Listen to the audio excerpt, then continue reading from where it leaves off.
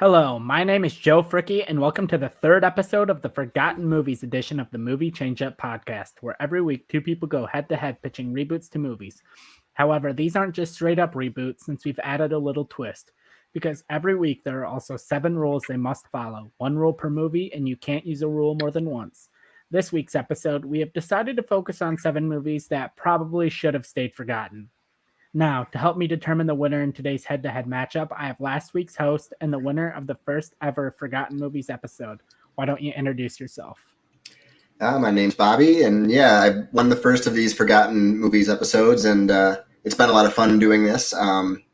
Not really a big fan of the movie this week, but I think that'll make it more interesting, so I'm looking forward to it. Yeah, definitely looking to see what these guys do to these 7 movies this week. And now we have 2 competitors today who are facing for the first time in any edition of this podcast. The first competitor beat me last week and is looking to be 2-0 in this iteration of the show.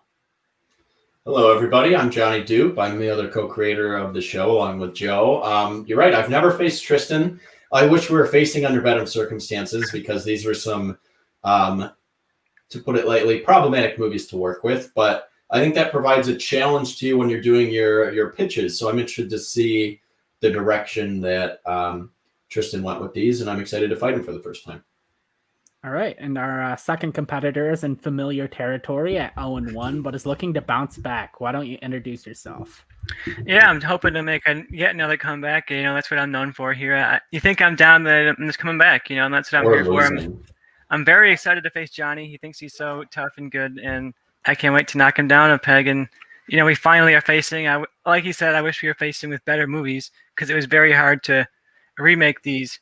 But I'm really excited to see what we both did for him. Right. And before we start, if you're listening to us through a podcast app, go to YouTube and find this episode of Movie Changeup. Give us a thumbs up, a comment, and subscribe to our channel. If you're watching us on YouTube, go to your favorite podcast app, download this episode, and rate us. Even if you're watching this episode a year after it's released, still comment because it helps us get seen by more people. If you're watching live, feel free to comment. If the comment is good, we will put it on the screen and talk about it live on air.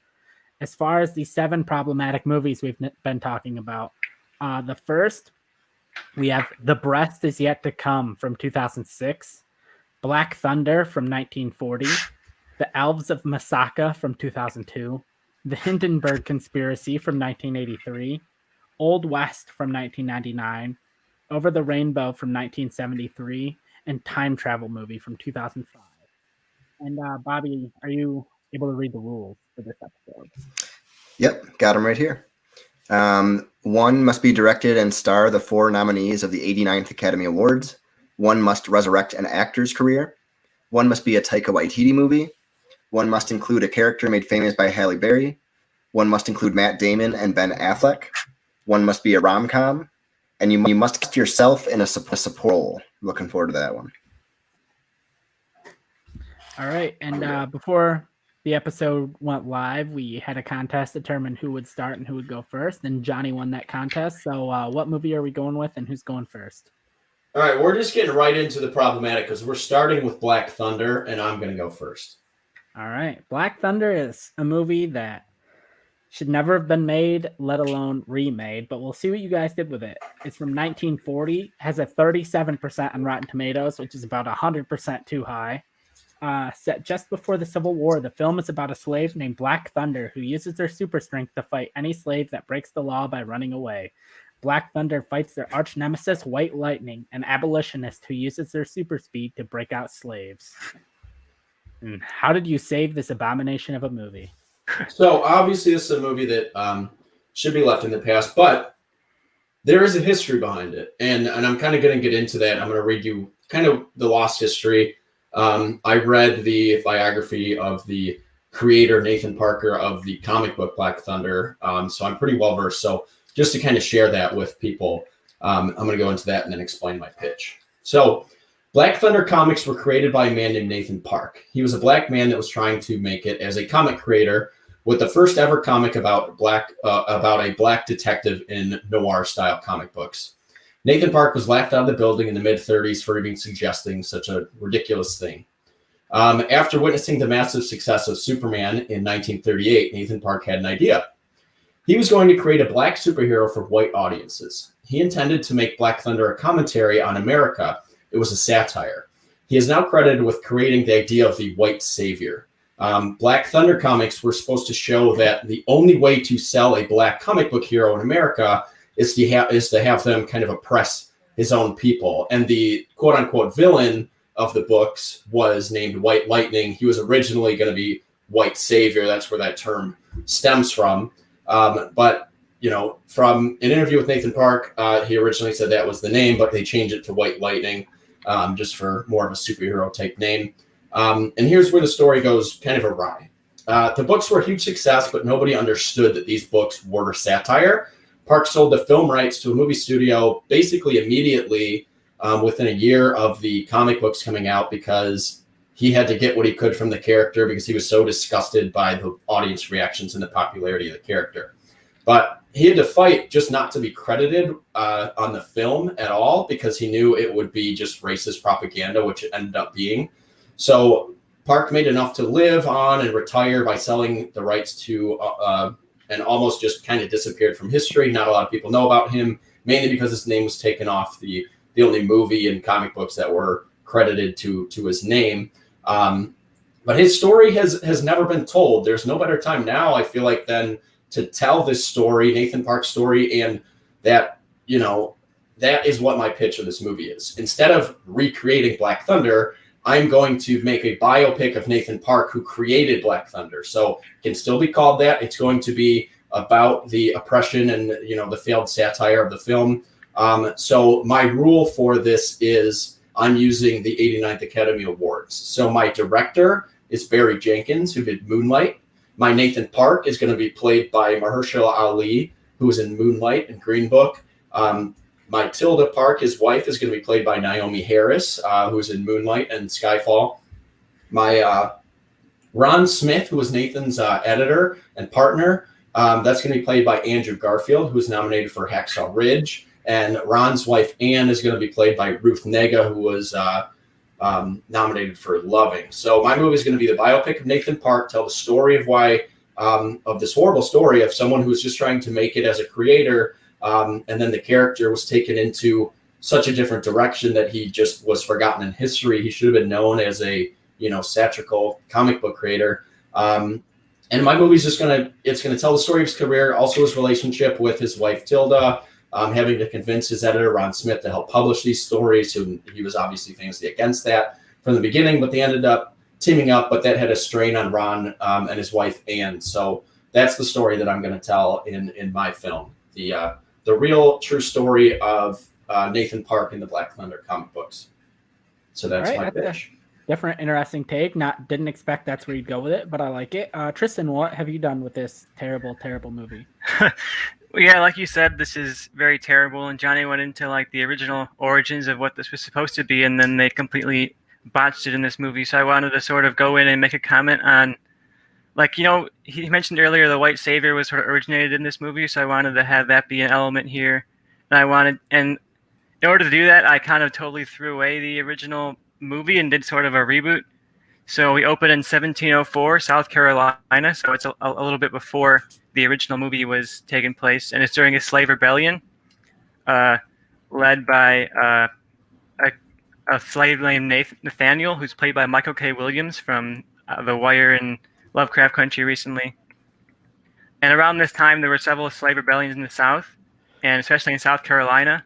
So a lot of slave owners getting really anxious, especially with the war growing. They're getting closer and closer to a war with Britain. So the property owners hatched a plan at this time to create slave patrols of people who would hunt down slaves who ran away. And of course, these slave patrols famously or infamously grew into the cops that we have today, police departments. So Nathaniel, who tried to lead a rebellion and it failed, and he's given an ultimatum by his slave owners. He gets captured and they tell him, okay, you can continue to fight, but if you do that, we're going to kill you, we're going to kill all the men in your army, and we're going to sell their families off to other owners and separate them. If you don't do that, you have to join our first slave patrol and be like a black man who's trying to fight against the slaves. And they tell him like these racist ideas of, oh, you know, if you actually act more white and more civilized, you'll actually become white. That was a racist idea around at the time of the idea that black people could become white if they just behave like white people. And it was a way that they used to blackmail black people into betraying their own people at this time to keep the minorities divided. So I had him join the slave patrol and become Black Thunder, a black man who hunts slaves. And meanwhile, abolitionist ideas are rising up in the north and slowly coming down south. And Ed Blake, who's played by Andrew Garfield, he's a radical abolitionist, and he decides to venture to the south to free slaves as White Lightning and write a book about his experiences. And his target is set as Black Thunder because he sees him as like a race traitor against black people, and he wants to take him down. And these two kind of people clash throughout this movie, and we see the concept of Andrew Garfield as this white savior that he thinks is coming in to save people and to help the slaves, but really he's just there to write his book and to become known as like a savior of people. That's what he wants to do. And Black Thunder, throughout his experience, starts to see like the reality of the situation he's in, that he's been manipulated to fight against his own people.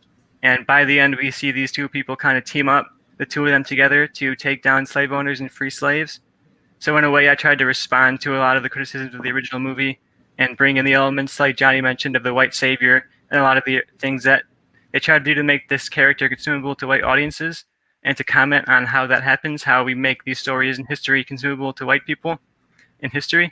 So that's my picture of Black Thunder. I missed. Did you say your director and who all your actors were? The only thing I remembered was Andrew Garfield. Oh yeah, Michael K. Williams. He played Nathaniel, the lead of the Black Thunder, and my director is Jordan Peele. I think you can capture the racial commentary of something and also kind of like the satirical edge of what this was actually supposed to be. And what was your rule?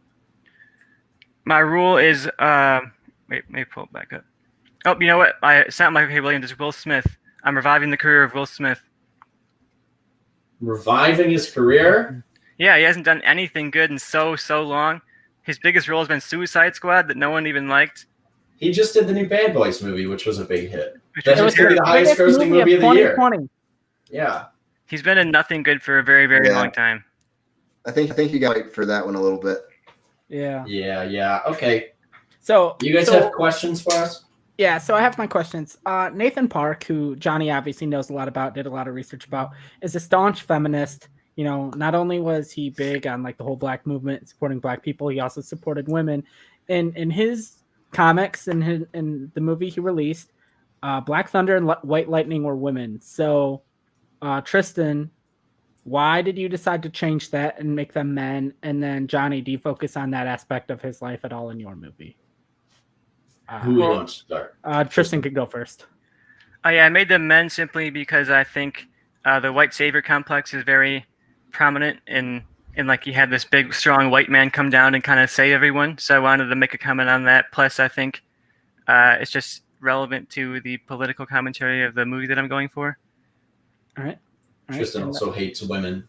I think the main thing with mine is that's the reason I cast both of their wives, because they are very central to the story of Nathan Park. Ron Smith, the editor, would have never done this if his wife didn't push him towards it. He thought, this is going to end my career. There's no way I can do this. He was a young and up-and-comer, but his wife, and she's the one who really pushed him and said, this is important. You have to do this. And in the end, it was forgotten in history. But at the time, what they were going for, to make a satirical version of a black superhero to kind of get people to understand that you can make comics about black people, she was central to that. And same with Naomi Harris, supporting him throughout and telling Nathan Park, you got to go for this. So, and both their wives are going to do that. So it's still, while obviously going to be completely different than the original for obvious reasons, as it should be, it's still going to have those strong female characters. All right. And Bobby, did you have a question for them? Yeah, so the first one had kind of a little bit of a religious backstory to it as well. Black Thunder got her powers from praying to God, and like God gave it to her because of a righteous cause. Do you have any religious influence, or at least Johnny, do you talk about that in your movie about the making of it? And then for Tristan, I couldn't even tell if your characters had powers, and if they do you show how they got them? So Johnny, you can start.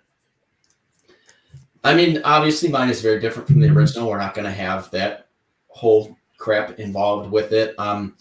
I mean, I don't think it's necessary to my story. Nathan Park is not known as like a religious man. He just threw that in to some of his comics to kind of make fun of that because Superman was like the god among superheroes. So you're going to have him talk about that and, introduce it as to why it is in the comics, but you don't really need him to be like this religious man, I'm going to pray every night to make sure my comics get popular or something. I don't need anything like that.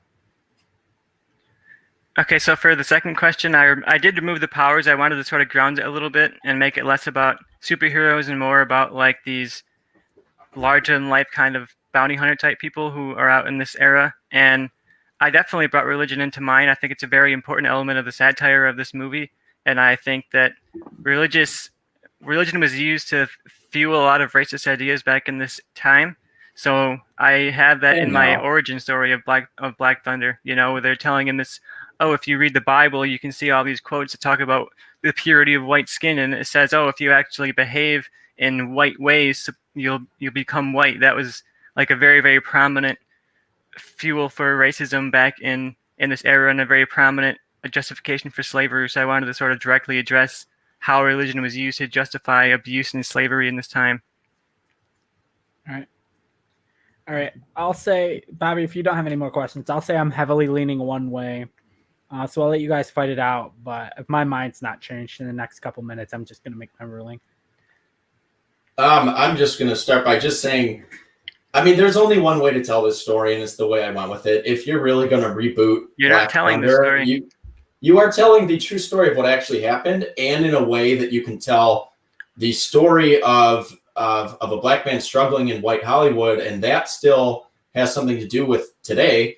Your movie, every time they make a slave movie, it's just like, see how oppression used to be? Like, no, this is still showing, yes, this was in the late 30s, but this is showing that these things are still happening today. It's still relevant. It's a very relevant story that no one really knows. And your movie is just shining a light upon the original movie. Like, you might as well just reboot Birth of a Nation, just like how it was originally, and put Will Smith in it. Like, your movie is racist and it wouldn't exist and it wouldn't get made. Your movie just altogether, as soon as anyone on Twitter or anything got wind of, they're rebooting Black Thunder and it's going to be this superhero movie, like, it would just immediately, that would get shut down. There's no way your movie gets made. My movie's about the story of the actual person who gets forgotten in history, and I think it's a story that's important and needs to be nobody knows told. about, who made a movie nobody saw. No one's going to see your movie. My movie is How not many, racist. how many movies are made about people that are forgotten in history? I didn't know who the fuck Alan Turing was before that movie. I know that's obviously a little bit bigger name because his machine was named after him, but there's biopics. I didn't know who the fuck Jake LaMotta was before Raging Bull. There's plenty of people that were, even to a moderate amount of fame, that biopics are made out of, and usually they're the best biopics. And mine is not just shining a light on like previous flaws. It's very much commenting on how these are still happening now, how religion is still used to justify racism, how history is completely whitewashed and completely devoid of what was really happening. And I think this takes the Black Thunder original movie that's all about, look at the great white people who come in and save all the black people, and it completely subverts that, and it shows that black people have to are saving themselves. White people can help, but it's ultimately not our fight to be in, and we have to be allies, and we have to be able to support black people in their fight. And I think that's what my version of this movie is about. That's why I brought in Jordan Peele. He can modernize these themes, modernize his commentary. Yours completely does not at all have anything to do with Black Thunder. I'm sure it's about the guy who made it, but like, you're not remaking Black Thunder. You're making entirely. Why would you ever want to? Because that's the premise of the show. You do not remake this movie, okay? You do it two ways. You do it my way, or it doesn't exist. There's only two ways you can go with it. Yours, it doesn't exist, would never get made, even more so than the fucking The premise of the show is that you remake the movies that are bad. Right, no, I have my you make an entirely different movie that's kind of about a guy who was vaguely related. I have my ruling. Mine's actually about the story that Black Thunder is about, and it makes it better. It makes it more modern. It makes the themes modern. That's what the show's supposed to be. You remake the takes the most racist movie of all time and just makes it slightly better. And also, I revived Will Smith's career, which is roaring and successful. Look at Will Smith's last few movies. Bad Boys. Bad Boys. Spies in Disguise. Nobody but it made a bunch of money. All right, I'm just gonna start muting Right mics. was I bad. have my Center ruling. of Beauty was bad. You guys have and there's one way to go. You're either racist or you know what a good pitch is. All right. So what ended the pitch for me is last week me and Tristan were talking, and he told me the best possible pitch for Hot Love would have been a movie about the making of Hot Love. So when he automatically, his fight against Black Thunder is you can't make a movie about the making, essentially, or the history of Black Thunder. I'm like, well, that argument's thrown out, and I've heard enough. I'll let Bobby say what he has to say, but I don't think it's really going to affect what I. Johnny's pitch is right shit, now. you guys. I can't believe you guys are going to vote for his. So basically, so racist. So Johnny's when he started. I was thinking at first it was a little bit of a cheat because you didn't, go. It is a cheat.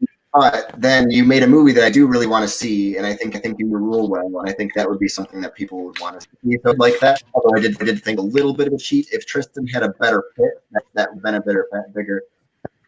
But to me, Tristan still was problematic in some ways, even though I know you're trying to satirize it and show the problems. And also Will Smith, even if you don't like some of the movies that he's made recently, is still like one of the biggest stars around. So I didn't really think I'd like the use the rule. Bad Boys 2 was the biggest, or 3, whatever, was the biggest movie of the last year. Because nothing came out. I mean, he's still big. So I mean, Johnny's was the winner for me. Yeah, I'm with Bobby here. Like Johnny, definitely, you could argue like the cheatness of the rule, but when Tristan last week messaged me the best way to the best pitch for Hot Love would have been a movie about the making of Hot Love, I'm like, well, any arguments are thrown out. Look, the only way you can reboot a problematic movie as something as problematic as the original and some of the others on this list is you got to change up a lot about them. So I hope Tristan Ben is stuck with that for some of the other ones. Yeah, like I just don't know, because I feel like if Tristan's like the trailer for Tristan's movie comes out, like there's gonna be hate. Yeah, that's it's not ever coming out. Spewing out. And then like as far as use of the rule goes, like Will Smith doesn't really need his career revived. Like sure, he hasn't been in the best movies. He hasn't been in a good movie in like how many years? But I also don't know if this is the movie. Like if someone wants to make an argument to revive Will Smith's career, it should be in like the next like John Wick type of movie. That it's like a more serious, but like action, something he's done before. But like a serious movie about race is not anything that I feel like is going to revive Will Smith's career right now. And like Johnny's rule use wasn't like the most inspired or creative rule use, but it was just like in baseball terms, it was like a nice base hit. Like there wasn't anything wrong with it. It didn't blow me away, but he at least got on base. And I can't fault Johnny for his rule use here, and I don't know if I'm exactly on board with Tristan's rule use. So for multiple reasons, I'm going to give Johnny the point. And so, Tristan, where are we going? And I guess next we can go to Elves of Masaka. Oh God. Oh, and we have a live comment. So say I'm glad I got that first point. What's up, Cole? Cole, get on my side here. Start attacking. I need your backup. He'll love your movie. When you said Elves of Masaka is where you're going, and who's going to go first? I'll go first on this one. All right. Oops, that's my questions, potentially, if I have any. All right. So the Elves of Masaka came out in 2002 and received a 59% on Rotten Tomatoes. It was directed by Bryan Singer and based on the iconic book series by Belgian author D.H. Prince. The story tells of two young Flausen, Olia and Horace, in search of the elves who can use their magic to stop the evil Dasternil named Gizmo, played by Kevin Spacey, from destroying their village. All right, Elves of Masaka. I actually have a weird relationship with this movie. It's definitely not good, and it's definitely not age well, considering the director and the cast are all very problematic people. But I actually named my two dogs after characters from this movie. So I have Gizmo and Horace were my two dogs. They were great dogs. I named them after, obviously, Gizmo, who is the bad guy in this, and Horace, who's like the secondary lead. They're great dogs. Your dog after the most famous Gizmo. Elves of Masaka. I'm not an 80s kid, I grew up in the 90s, early 2000s, You're not a fan of stories of dads dying in chimneys? But anyway, because I'm so emotionally attached to these two characters just because of their names. Essentially, I decided to cast myself in this movie. So I cast myself as Horace, the secondary lead of this movie. I made an animated movie, so I'm only doing voiceover. Thank God. I think I can do voiceover. My director is Dean DeBlois, who did How to Train Your Dragon. So it tells the adventures of Olya and Horace, who are two young elves who must step into adulthood to defend their village from attack after a Destronal named Gizmo and his army of goblins attack. So I made it sort of a family adventure. It doesn't go too dark, but it definitely pushes to appeal to a little bit older audience, sort of like the How to Train Your Dragon movies. They have action, they have bigger stakes than something like Trolls 2 does. In the duo, they kind of venture out of the secluded village. I think the original is very limited because they spend almost the entire movie in their village. We only see the outside of the village in like the opening and the closing sequence. And that was always the part I liked the most, is like they had this really, really fascinating world around them, but they spent so much time in this village that I was kind of let down. And I wanted to have these two characters have to venture out into the world a little bit and have this theme of like, oh, you have to leave your comfort zone. You have to sort of see the world around you in order to win. And we see these two elves who have to go out and bond together while also figuring out a way to gather up some allies among these magical creatures in this forest around them. So we get to see some really cool visuals, some really striking creatures and characters, and they're gathering up these forces from various different villages who are all secluded and separated and saying we have to unite to fight against this common villain, this army of goblins that are going to take over our magical forest. And that's basically just the movie. Nice, fun family adventure. That's plenty of action, plenty of cool visuals, plenty of awesome characters, and that's my pitch. All right, Johnny, what about you? How did you tackle this project? Now, Elves of Masaka. This was a fun one. I'm glad you guys picked such a shit pile of a fucking movie and a book series, because here's my thing with it. This is another one that, like, okay, at best, you make a movie and it's like about the same as the original in terms of like Rotten Tomatoes percentage. So the only way I can do this and make it interesting to me is make it just a movie for me. And that's probably going to affect the ruling here because it's probably not going to really shout out to either of the judges. I will defend it like I normally do, but this is a movie for me. And the only way I can really win these games is if I was the judge, what would I pick? So I'm making my movie a Taika Waititi movie. He is going to direct it. That is my rule of choice. My leads are Jermaine Clement and Britt McKenzie. Now, you might recognize those two as the Flight of the Conchords, which is one of my favorite shows of all time. I love it to death. So I'm bringing back Rhys Darby as Murray, the band's manager. And I'll do my pitch and then say who I have in here. So the two-man band Flight of the Conchords, last seen at the end of season 2, getting deported back to New Zealand, catch a big break when Murray gets them cast in the new big book series being made in New Zealand called The Elves of Masaka. It's getting called The Next Lord of the Rings.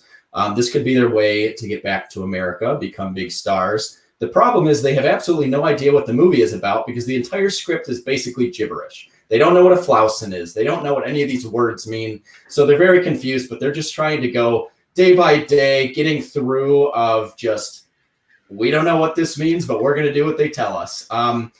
And they also suspect the director, Brevin Singler, played by Taika Waititi, and the star actor playing the main villain, played by Matt Berry, most famous for What We Do in the Shadows, to be child sex traffickers. So that is in my movie because the original obviously had both Kevin Spacey and Bryan Singer. So we are going to make it a little meta. We're going to make it a good Taika Waititi film. It's going to be, if you've seen What We Do in the Shadows, you'll love my movie. And that's my pitch. It's for me. I really want Flight of the Conchords back. I think the opening of what Warner Brothers just announced with their films going to HBO Max opens the possibility of a movie like mine being made because you don't have to worry about a big audience. The show's been off air for a long time, but you can throw it on HBO Max and it doesn't need a big budget, just like the show. And I think that is that's the movie I want to see. It's the only way I could have made this movie watchable to myself. Tristan doesn't sound good to me. Maybe there's an audience for it. The original was terrible. The books are trash. So I wanted to make a movie that I would watch, and I want to watch a meta Taika Waititi comedy about the flight of the Conchords, not knowing what a flousin means. So that's my movie. All right. Bobby, do you got a question for them? Yeah, so I mean, for Johnny, since you kind of went away from the original movie again, I guess just for you, it's why would I if I don't know or don't really like the Flight of the Conchords? If someone is not familiar at all, why would they want to see this movie? Would it appeal to them? Because What We Do in the Shadows, which I love, is a very kind of niche movie. And it's then a niche movie, but nowadays you have Taika Waititi. He's a bigger name. If you attach him back to an independent project, which I'd love him to continue with that career path of, I'm going to make, a big Thor movie, but then I'm going to do, the Hunt for the Wilder People and What We Do in the Shadows. Like, I want him to do the kind of every in-between big blockbuster is more of an independent film. And if you attach his name to it, people will see it. Taika Waititi is a big name now. You throw that on the cover of HBO Max, anyone who logs into that will watch it.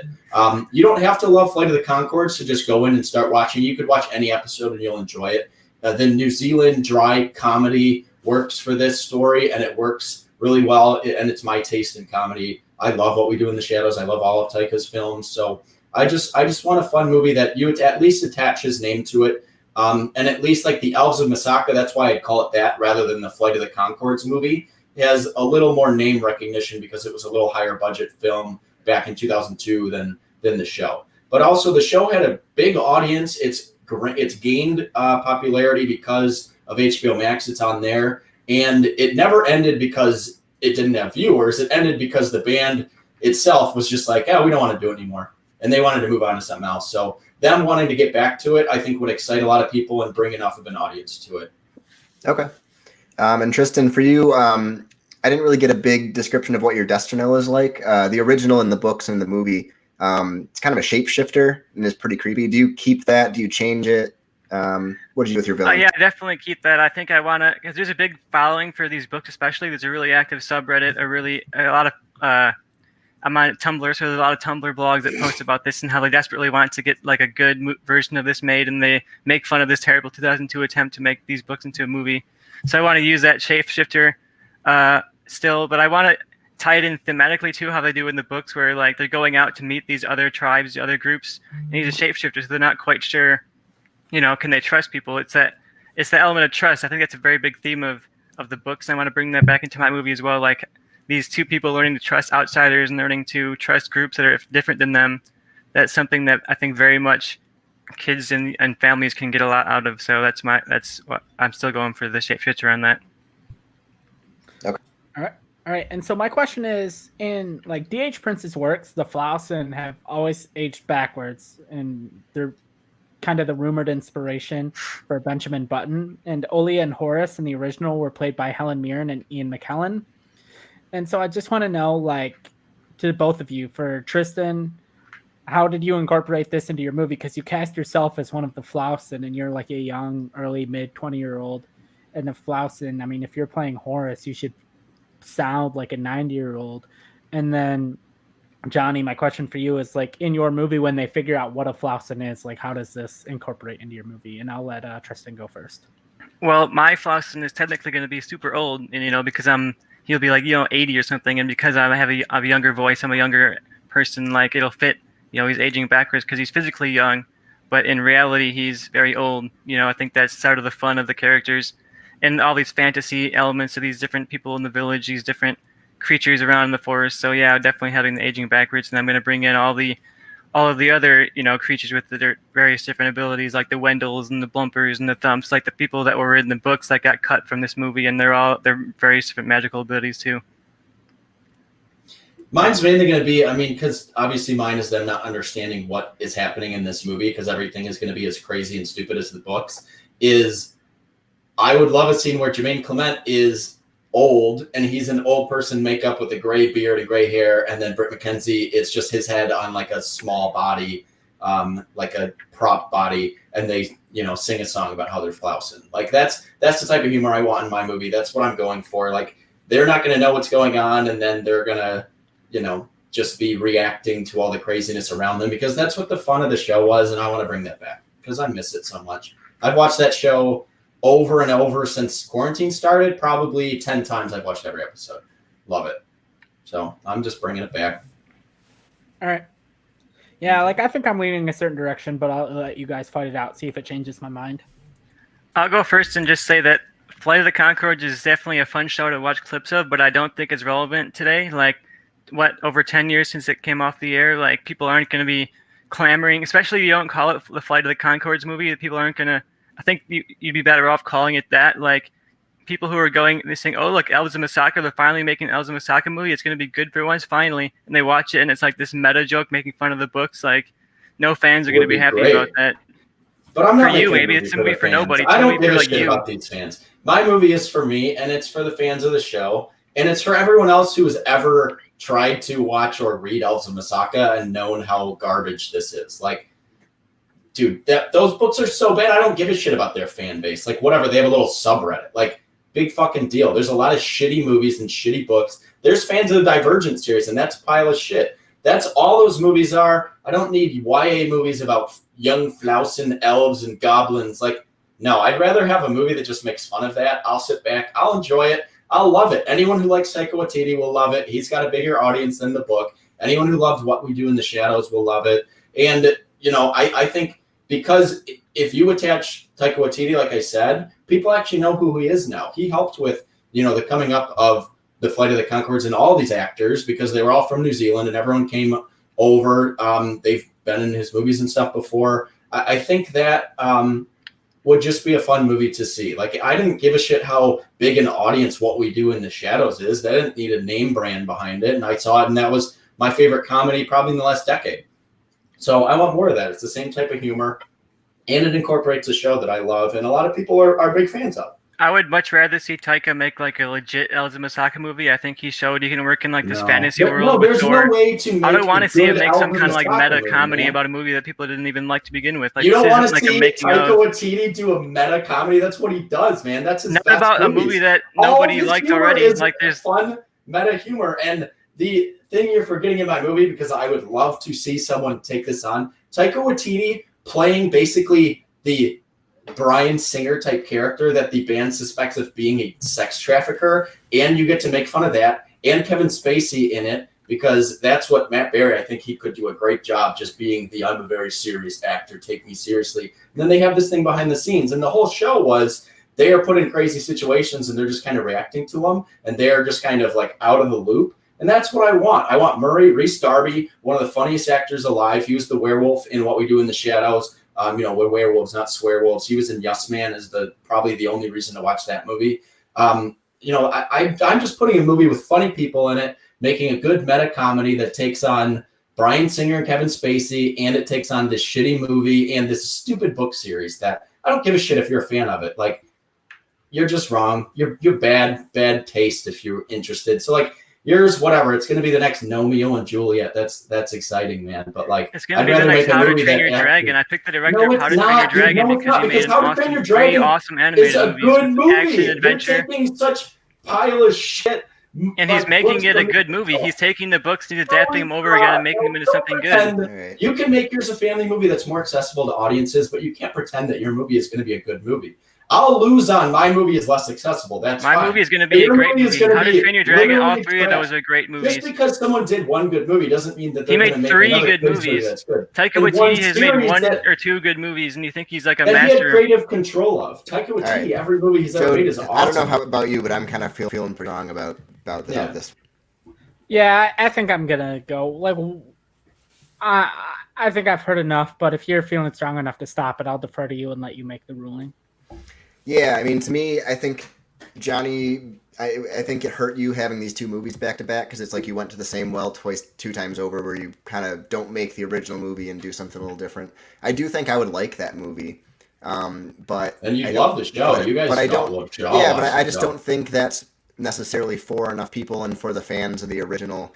And I love How to Train Your Dragon. I don't give a shit about the fans of a Kevin Spacey movie and a science fiction writer. There's tons of like Battlefield of Earth, guys, but. Bobby, you're cracking up a little too on that. Yeah, I'm not sure why. I may have to switch to these or something, but But basically, Tristan's just sounds. I love How to Train Your Dragon. That's a really good I think pick. I think using the rule of casting yourself and then making you a voice is a really good use of that rule. And I like should hit on that more. I really liked the way you went into the lore. So I think I'm going with Tristan personally. Yeah. So if I deferred to Bobby, I agree with a lot of what he said. So yeah, Tristan gets the point. We're tied up 1-1. I'll Johnny, take it. where we I going figured next? I'd lose that. Mine would be amazing. Tristan sounds terrible, but I knew I'd lose that point. If you guys have seen Flight of the Conchords, I would have won. But I've seen Flight Yeah, of the well, I Conchords. haven't, and neither has anyone else. So I mean, It's most true. people have. Just you three fucking. Everybody weirdos saw How to haven't. Train Your Dragon. That's true. Yeah. So pandering to the crowds instead of So making making good a movie. independent films. that's how you win points there, Bub. All Pandering. right. Can you guys hear That's me how now? you guys I'm lose. That's why you guys always Yeah, you're lose. good now. I'm better It now. sounds You're better. good now. Okay. Yeah, you're I better switched now. mics. So All right. Well, I'll be honest. Most of these movies are just for me, so it's going to be a tough fight to win. There's definitely one in here that's like no one but me would want to watch this. So Yeah, I wish we had Well, that we've had the rule most because live then mine would have viewers won. we've had in a month, so with 3. So Oh, solid. Yeah, call us out. All right. Well, we're going to go into we're going to do The Breast Is Yet To Come, the story of all right, Hooters. this And one I'll I've go actually been first. looking forward to. So we'll see. So The Breast Is Yet To Come came out in 2006, got a 42% on Rotten Tomatoes. It was directed by Todd Phillips and starred Ben Stiller, Dane Cook, Martin Lawrence, Cheech Marin, Chris Evans, and Steve Martin. The film follows the story of 6 Florida businessmen coming together in the early 1980s to create a restaurant they all ended up thinking would fail, Hooters. And Johnny, I assume you're going first? Yeah, I'm gonna go first on this, and not because I know a ton of the history. I mean, I actually do know the history of how Hooters was created because we went over it in my, restaurant law classes in culinary school. This was a very famous case, so I kind of do want to get into that. But I'm going to start with my cast and my pick. So my rule is I'm putting Matt Damon and Ben Affleck in this movie. So my director is Martin Scorsese, who did The Wolf of Wall Street, and he did Departed with Matt Damon already. They worked together. But mainly The Wolf of Wall Street and Goodfellas, because I think obviously this is not a mafia type movie, but this is that is the tone that I'm pitching for my movie. So you kind of get into the tone of it before I read the pitch. My LD Stewart is going to be played by Ben Affleck, who is working with Martin Scorsese on his next movie. I think Affleck's directing. It's called the King Leopold's Ghost, and Scorsese is like the partner on that. So they're going to have a history together when this comes out. My Ken Wimmer is played by Matt Damon, who obviously worked on The Departed with Scorsese. My Gil D'Antonio, one of the other creators. His name is Gil, and he's got a hard to pronounce last name, so I'm going to go with Jason Mantzoukas. I need him to be the guy who makes the dirty jokes and kind of thing like that. And I think Jason Mantzoukas is perfect. Anyone who's ever seen The League, he is Rafi. If you've ever watched I'm Sorry, which is a great show on Netflix, he's the friend in that. And he made a really good small independent movie with, I call him Tony Ravioli, but The Long Dumb Road is a great film. My uncle Billy Ranieri, another guy who's worked with Scorsese in the past. He's kind of the older guy of the group. That's going to be played by Alec Baldwin. My Ed Droste is going to be played by Mark Ruffalo. And then my last founder, the Hooters had 6 founders, is Dennis Johnson. That's going to be played by John Bernthal, who I think is great. I kind of need a realistic level cast. I don't want to put all huge stars in it, so that's why I put like Mantzoukas and Bernthal in there. And then my first Hooters girl, she was Lynn Austin. She was a beautiful 5'6" blonde girl. So I picked a beautiful 5'6" blonde actress that's basically the same age as Margot Robbie. So that is going to be the first Hooters girl, Lynn Austin. So this is my story. So my pitch is the origin of the restaurant Hooters and the historical court case that almost put them out of business. The story of how Hooters bypasses discriminatory hiring laws, basically because of breasts. 2 best friends and former co-workers, Lynn L.D. Stewart and Ken Wimmer, are at a strip club and as a joke invent the idea of a restaurant and mostly naked women serving you. The more they talk about it, the more the idea seems possible. The next day, the 2 friends call for their business partners and colleagues. They all decide to start the company and come up with the name Hooters. They get the restaurant built in Clearwater, Florida, and the next step is recruiting. Billy one day is out on a boat and decides to check out the local bikini contest. The winner is a woman named Lynn Austin, a beautiful and young blonde who is exactly what the guys are looking for. Billy convinces her to be the first ever Hooters girl. The rest of the guys go around in a montage trying to recruit gorgeous women in a famous like Scorsese funny type scene. Ken is out one day jogging and sees his young secretary in very skimpy jogging shorts, which gives him the idea for the uniform. The restaurant takes off and is a huge success. The 6 guys they're basking in their glory as they start to branch out to other locations. They're throughout the U.S. The celebrations include women, drugs, lots of booze. Life is all going perfectly until they get a court notice. They are being sued by a group of 6 or 7 men for discrimination by men who were turned down for jobs in 2 states. The 6 men must work with lawyers to get around the Civil Rights Act and figure out as many loopholes they can to keep the Hooters brand alive. So that is my movie. It's very similar story structure to a type of Wolf of Wall Street Scorsese saga movie. It's going to be a kind of a long Scorsese epic about the creation. It's going to be a guy is guy type of movie, but also get into why and how Hooters stayed alive. They basically worked around all of the hiring laws and said, oh, well, if we hire a couple other positions like, a couple male bartenders and a couple cooks that are guys, we're not breaking any laws. And they somehow got themselves to be put under the entertainment category rather than the restaurant category. So they kind of bypassed a lot of laws. So it's a really interesting story. I learned about this in my in school in my legal classes, and I think it's a great Scorsese story. I think everything about it kind of said Scorsese all over me, and I like my cast a lot. So that's my pitch. All right, Tristan, what's your pitch? All right, I went in a different direction a little bit. I went with a rom-com on mine. I tried to stay in the comedic vein of the original movie, but I made it a little bit more focused. I had the main character is L.D. Stewart. He's a painter. He's played by Bradley Cooper, and he's actually from Woodstock, Illinois, which is a small town like an hour north of here. It's a really incredibly cute, like small, quaint town. It was a town that they filmed Groundhog Day in. So if you recognize like the town square and that kind of stuff from Groundhog Day, it's like this quaint little town. It's also the hometown of Orson Welles. So I had L.D. Stewart be like very inspired by Orson Welles and thinking like, oh, someone can come from my small hometown and actually become something.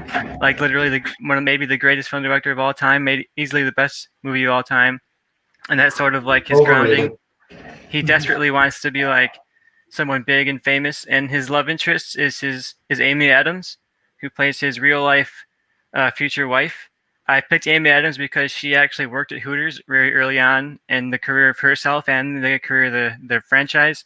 She said she worked there for like a few weeks and she was harassed and uncomfortable and ended up having to leave. So I wanted her to come back and be in this movie that sort of like comments on that element of Hooters. So the rom-com tells the story of L.D. Stewart, who's a painter. He was one of the founders of Hooters. We see his hometown life, and he was part of the Fighting Illini. He was a offensive guard for the Fighting Illini, and that kind of gave him a little bit of notoriety and success. But after college, he just kind of wandered around taking contractor jobs, not really sure what to do with his life, until that day you mentioned. They go to the strip club and they come up with this idea like, hey, what if we made a franchise that was all just half-naked women serving food? And we get like the Wolf of Wall Street style adventures where they're very in excess. They have this hugely successful franchise and they're living out this crazy life. But meanwhile, he's having this story with Amy Adams, and she's trying to get him to calm down, focus on his family, focus on her, focus on like actually making a career out of this instead of living on the edge constantly. And it's about his growth in trying to figure out how he can keep his family together and keep his wife happy with him and keep his life good while also managing this crazy, rambunctious, sexually charged restaurant.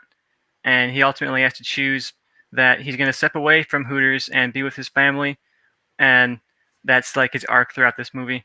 So that's my pitch. All right. Bobby, do you have a question for them? Yeah, I mean, I guess one of the more the scenes now in the original that kind of gets looked back on in not a too fond manner, the way they handle the interviews, where they did kind of similar to what you were talking about, Johnny, with it, like a montage, but it more happy-go-lucky, and it seemed like, oh, it's this happy thing that they're finding these attractive women. How does your movie handle the interview process of the like Hooter girls? Does it show it in more of like that it's disrespectful? Does it play just like through the eyes of Hooters? Like, what do you guys do? I'll start. Yeah, mine will definitely be more in a disrespectful manner. It will be through the guy's perspective, but it's part of the recruiting. They're going out, they're recruiting, and people are interviewing, and they're looking at each other. If a girl comes down and she doesn't look like how they want, they're looking at each other and shaking their head. A guy with a mustache comes down and interviews, and they go, "No way." But then a beautiful woman is in there, and they basically say, "You're hired," without even asking her for her resume. So I think that's perfect for a Scorsese type scene, and I think that's perfect for my movie. And I think it can be done in a different tone than the original. That actually is a little bit. It just like works better because you can tell that it is a disrespectful manner from the guy's point of view, and not this happy-go-lucky. Look at all these women that are getting jobs, because it's not like how that actually happened in real life. Yeah, I handled it similarly.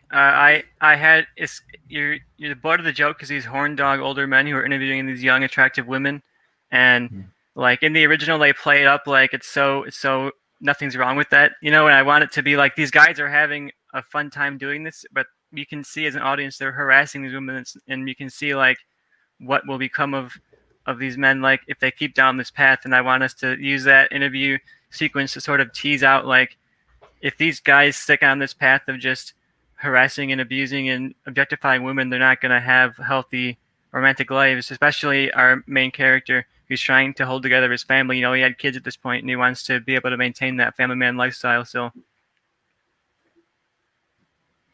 right.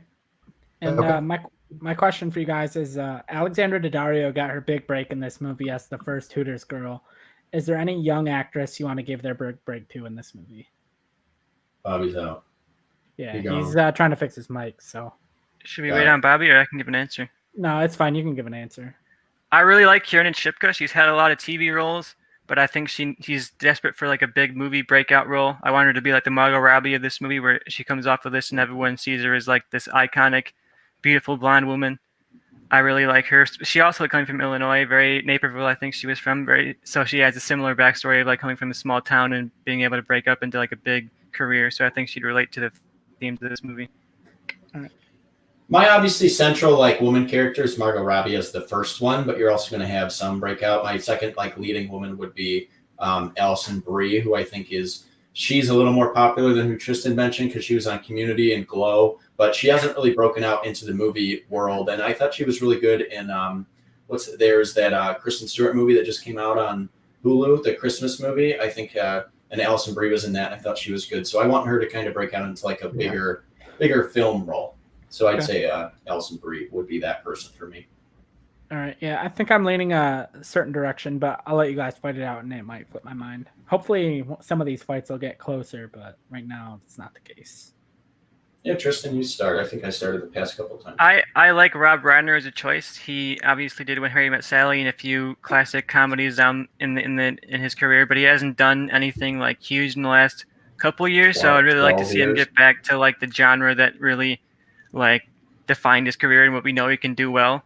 And I think I really related to the themes that I brought in. So I really enjoy the way that it tackles the story of coming from a small town and wanting to break out and be this big thing, but not wanting to like lose yourself in the process. And he's trying to manage how am I gonna move past my old days of being like a rambunctious horn dog who drinks all night and parties with my friends and the hot girls and then also be a family man. And he's trying to do both, but ultimately has to realize that he needs to move forward in his life. He can't be living like he's 20 still. He's an adult. He needs to have a family. He needs to move forward. And I think mine is just it's faithful to the original because it's still a comedy, but I still think it brings in everything Johnny tries to do with like, they're commenting on the objectification of women. Like I think it could actually do it well. I don't think Scorsese necessarily is a good choice for that. Wolf of Wall Street, it was his attempts to be like commentary on that, but really it was just like glorification of the lifestyle. So I'm not sure if Scorsese is the right person to be this kind of commentary. You know, when I think of his work in this area, I think of Wolf of Wall Street, and that movie was certainly not like, oh, isn't it bad that Jordan Belfort did this? It's like Jordan Belfort's a badass. Look at all these cool things he's doing. Look at these crazy parties he's having. And sure, it's kind of bad that he's doing it, but it's definitely glorifying, and it's definitely making him the hero, making him seem cool. So I don't think that's the right direction to go. I mean, if you're a dumb person, sure, but like, and there's plenty of dumb people in this country, obviously, around the world. But like, if you're watching that movie normally, yeah, you're laughing. It's a more fun tone, but like, you see the terrible things that these people are doing, and that's the tone I want to do with mine. Because yeah, Jordan Belfort was ruining people's lives, but the Hooters people weren't ruining anyone's lives. Like, they got sued, and they were basically, their more interesting story is how everything was founded. And yeah, they were sued for discrimination because they should have been, but they got out of it. And I'd rather see the story of kind of how they get out of it and the start of it than like some rom-com that just like won't actually take any chances. I mean, Rob Reiner, man, he had one of the best stretches of any director in the world from the 80s to like 92. But he literally hasn't made a watchable movie except for arguably maybe The Bucket List in 2007 since probably A Few Good Men in 92. If you look at his IMDb, like he's just not a good director anymore. Like he's kind of over it. I'd rather see Rob Reiner in his role in Wolf of Wall Street because he's great in roles like that. I don't need to see him direct another like kind of bigger movie, and I don't think he can handle yours well. And I don't think he's the right person to tell the things that you're trying to tell because you made your movie a rom-com, and at the end of the day, a rom-com is not going to actually break ground and pass these good messages. Like, of course, there's no rom-coms that really do that. I mean, if you think of a Rob Reiner rom-com, like, yeah, When Harry Met Sally is a good movie, but like, there were no messages in that movie. Like, look at his late 90s. He was making like just garbage rom-coms that no one really cared about. And that's really all his career was. Rob Reiner, I don't think should go back to the rom-com way in your way of doing it. I wouldn't mind if he made a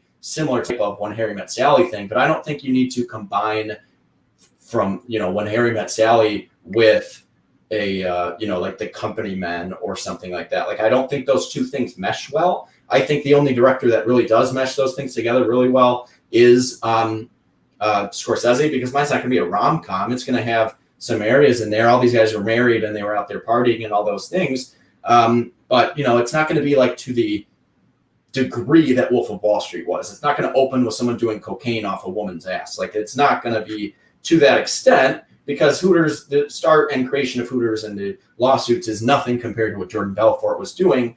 But I think it's a story that would be a very interesting Scorsese film. I think it's a very interesting story to tell. I'd much rather watch mine that actually deals with how this restaurant was created, how it bypassed laws. They literally made ads saying, come on, Washington, like, you got to be joking. And it was a mustachioed man in a blonde wig. Like, who better than to put that in the middle of his movie and they play like the actual commercial of those things before these lawsuits than Scorsese? It fits in with what he's done before. And your movie I just feel like it, with a love story and with it rom-com, and it just won't touch on the things it should touch on to make this an interesting story. I think your problem was staying maybe a little true to the tone of the original, even though that had nothing to do with romance or being a rom-com. It was just a comedic movie that failed. But, my movie, I think, will tell the real story of how Hooters was created, and your movie just kind of sounds like it's just thrown in there, but it's kind of a lame background story to the central love interest. I'd rather see your two in a love interest. The origin of Hooters. It talks about how they founded it. It talks about them having that gravesite dedicated to the people who've owned that property before them. They bought a very cheap property, so they had to. It was a lot of businesses who owned it before them went out of business over and over again. So they built like a gravesite on the property to all the businesses that closed down. Why is all that stuff in a romantic comedy? Like, your movie would sound better if it wasn't watered down by the romantic comedy angle. I think. Why can't a romantic comedy have a plot? Like, how many romantic comedies that you know of have like anything of close to what you're saying of, oh, it tells this great story of how these people started a career and lived through their lives and did all these things. But like, at the end of the day, a romantic comedy it's kind of a funny movie. People fall in love and then they break up, and then at the end of the movie they get back together. That's what a rom-com is. Like, that's really all a rom-com is to its That's like heart. The structure of a rom-com, but you can put that into any story. Yeah, but there's no story. All right, I think I have where I'm going to go. You can go back and forth all you want, but I think I have my ruling. Bobby, what are your thoughts? Yeah, I think to me, I think Johnny picked the perfect director for the story he's telling, and really went into that whole legal background. And so to me, I think that just won it right away just by the pitch. Tristan, yours sounded like Johnny said maybe a little safer, a little more like just kind of a watchable rom com, but I don't think that really tells the story well for the creation of Hooters. So I'm going with Johnny. Yeah, I don't think the legal battle is a story to tell. He's talking about how the creation is the interesting part, and then his whole movie is about the legal is battle. Interesting, and then the legal battle is the most interesting part of the whole story. Yeah. That's the fun part of Hooters, and my movie tackles both of those things. Yeah, I think as far as like directors go, I think Martin Scorsese is a better pick for what this story is. I don't know if Rob Reiner, I agree with a lot of what Johnny said. He had arguably the greatest stretch of movies in film history, but I don't know if I want to see a Rob Reiner movie in 2020. I think his tone and everything and his pitch, as far as like both of these movies are playing at the same time, I can only see one of them. It's not even a question in my mind. I'd rather see Johnny's than Tristan. So I'm going to go with Johnny here, and Johnny gets the point. I get these points on these pitches I think are real good, because some of mine I know I'm losing, like my Elves pitch. All right, Tristan, what we got next? Oh, yeah. Let's go with Old West. Old Speaking West. that are just for me. Let me go down and put Old West on the board. So Old West came out in 1999. It got a 30% on Rotten Tomatoes. Steven Seagal and Chuck Norris star sheriffs of rival towns that are forced to team up to prevent an invading gang from taking over. Mixing martial arts and gunslinging, this action western could have been much better if they didn't have to cut around an out-of-shape Seagal and an aging Norris. And Tristan, I assume you're going first? Yeah, I'm going to go first on this one. All right. For my rule, I picked Taika Waititi. So for my Old West, I went with Taika Waititi. I think he brings a perfect tone to my version of the movie. He can bring that sort of dry humor to this, and I think I'm trying to turn this into like a Western action comedy that has sort of more heart than the original movie did. I think that was something that was missing from this. It was tried to play it so straight, and like you said, it was very hard to take it seriously when they're cutting around these old men trying to fight. So I think going a little bit, adding some more heart, adding some more comedy, I think he's the perfect fit for that. Similar to Jojo Rabbit, it's sort of like this farcical historical fiction. It's about the story of two very different groups who have to learn to see past the differences and come together for the greater good. It stars a straight arrow sheriff who's like an old school Western sheriff named Amos Flint, played by Sam Neill. He's been running his cozy little Western town with Western values and old traditions, like a town right out of like a Clint Eastwood movie. And he's forced to team up with the leader of an aloof, sort of rowdy neighboring town. His name is Jed Wyatt, and he's played by Taika Waititi. I think he can play that role perfectly, like this sort of drinking guy who runs this like very like progressive and hands-off kind of town that's just partying all the time. He leads the town very differently. He fills the nights with drunken parties and disorderly antics, and it's totally the opposite of what Flint does with his town. And the gang that's attacking them is led by Sam Rockwell's Boone Buck, and he plans to restore the West to a lawless disorder through violence. And there's also a gunslinger who's played by Emma Stone. So the story explores the clash of these different ideologies, and we follow Flint as sort of like a fish out of water. And he's running, like I said, this very old-style Western town. But when he gets to Taika's town, he's totally out of his element here. Like, these people are all party animals, and he's used to these like old school Western ideas, like very old West style, and Taika is very progressive and very forward and very not that. So we see these different people trying to work together. And we also get to see a little bit of Boone's perspective. He's a war veteran who does not want to submit to the leadership of a country. So we get a little bit of depth on him. And Flint, Jed, and Emma Stone's gunslinger venture out, take out the gang. And there's plenty of action. I think Taika can do action well, not just in Thor, but he had a great episode of Mandalorian too that was like Western action. So I think that's a great look for him. But we also get scenes where the travelers interact and debate and kind of discuss their different views on how Western towns should be run. You know, Taika's very much like, oh, we don't believe in policemen. We just want to like, you know, rule through peace. And he's like almost like a hippie. I think he can deliver that with like his very dry humor really well. And in the action scenes, there's moments where the characters are all forced to sort of subvert their beliefs in order to defeat the gang. So we get this element of like they're starting to question like their own beliefs a little bit. And in a later battle, the gunslinger is killed, and it erupts a lot of anger in Jed. And Taika's sort of been very quiet this whole time and very like chill like he usually is. And then in that moment, he erupts and lets out his emotions. And by the end, Rockwell's gang is defeated. They're captured, and Flint and Jed have to decide what to do with them. And this is ultimately the moment where their different ideals come to a clash. What do we do with this prisoner? And Flint, who's usually, old school West, he usually would want to hang them, but he decides to put Boone on trial and have him be judged by a selection of people from all the different towns that he's affected. So Jed learns the values of having, Flint learns the values of being a little more progressive, a little bit more structured, not just, living this old school Western life. And Jed also learns the values of having some rules and structure because he was very much a hands-off kind of leader. And we get to see both these characters very much grow and learn from each other. So that's definitely my pitch for Old West. All right, Johnny, what do you got for Old West? Sounds fascinating. All right. I'm casting myself in this movie because I'm not copping out and going voice role. Fuck that. If I'm getting in a movie, I'm putting my face on screen, motherfucker. I'm getting big. I'm going to promote this podcast after I'm on. Then we'll have an audience. We won't have 3 live viewers, maybe 4 now. But we went from 3 to 2, and we're back to 3. Fuck yeah, look at us making progress. But you put my face in a movie, I can promote the podcast. So, 1 second. Point goes to Johnny. Next movie. Exactly, right? Okay, no, here's my thing. I'm going to make a movie. This is a movie for me, but it's not going to be as like solely little corner of audiences my Flight of the Conchords Elves movie. Tristan's pitch put me to sleep, so I'm going to excite you.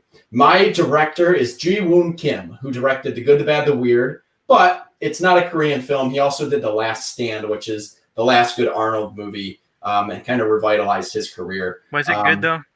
I love that movie. I love the shit out of that movie. It's so good. So I'm going for a similar tone of like just what this movie should be, the heart of it. It's just a fun Old West movie. I don't need themes. I don't need all that shit. What I want is 2 rival sheriffs played by Dwayne "The Rock" Johnson and John Cena. Those are my rival sheriffs. And my main villain is a little man named Phil Brooks, a.k.a. CM Punk, who people say, oh, he can't act. He's a wrestler. Except if you've seen Girl on the Third Floor, I would argue he's probably the best actor of all 3 of these people. He's awesome in that movie. And I think he could play the villain well. And I wish Alex Gibson was here to be the judge because he would pick mine before I even read my pitch. But mine is going to stay somewhat true to the original because the original is fun, except for the Steven Seagal being the old thing. But that's in literally all his movies, and I can watch most of those anyway. So I'm going to be the bartender in one of the towns. And my movie is 2 rival sheriffs who are always competing to see which town is better. And they always go around sabotaging each other's towns. They're forced to come together after a mysterious man in black, a gunslinger, comes into the towns and starts challenging them. So my mysterious man in black is CM Punk. My 2 rival sheriffs are John Cena and The Rock. I'm a little, bartender in the city. I get to act all scared when CM Punk comes in there and gets a drink. Like I can do a bartender. I can pour a drink. That's easy. I do that at work all the time. So that's my role. And, I'm going to have a cameo in there. The original had a great Stallone cameo as the blacksmith. Mine's going to have that, except it's going to have Stone Cold Steve Austin appear because I just want all my favorite wrestlers of all time. When I was a kid, I had all the Chain Gang, Hustle, Loyal, Respect, or whatever the fuck, John Cena shirts. I love The Rock. I always tried to do the eyebrow thing, never really could. And CM Punk's my favorite wrestler of all time, followed closely by Steve Austin. And Ji-Woon Kim is probably my favorite director ever. So I want to just work with all the people I love. I want to put myself in a movie that I'm passionate about. Unlike Tristan, who just cops out, makes this a voice role, and literally the most garbage thing I've ever heard in my life. I'm going hard, and I'm going in a movie with my favorite people ever. That's my pitch. All right. So I have a question. I'll go to this question's for both of you, but Johnny can answer first. So the final scene in the original is Macho Man Randy Savage showing up as sheriff of a third town asking for help of the other 2, setting up a sequel. However, with the movie's poor performance at the box office, that sequel never happened. Do you have a moment like this, and who would you cast as the third sheriff to show up? Yeah, my third sheriff, obviously that's going to happen. And, it's Macho Man. So, I don't really watch wrestling a ton nowadays, but I've been following it, and I like what they've been doing with Roman Reigns. And he was in the, what are they called? The Hobbs and Shaw. I was going to say Calvin and Hobbes movie. He was in that. He provides a big audience, and ever since he's been working with Paul Heyman, I think he's really revitalized his wrestling career. So he would be my sheriff of the third town, and he's big and strong like my two sheriffs, so I think he fits well.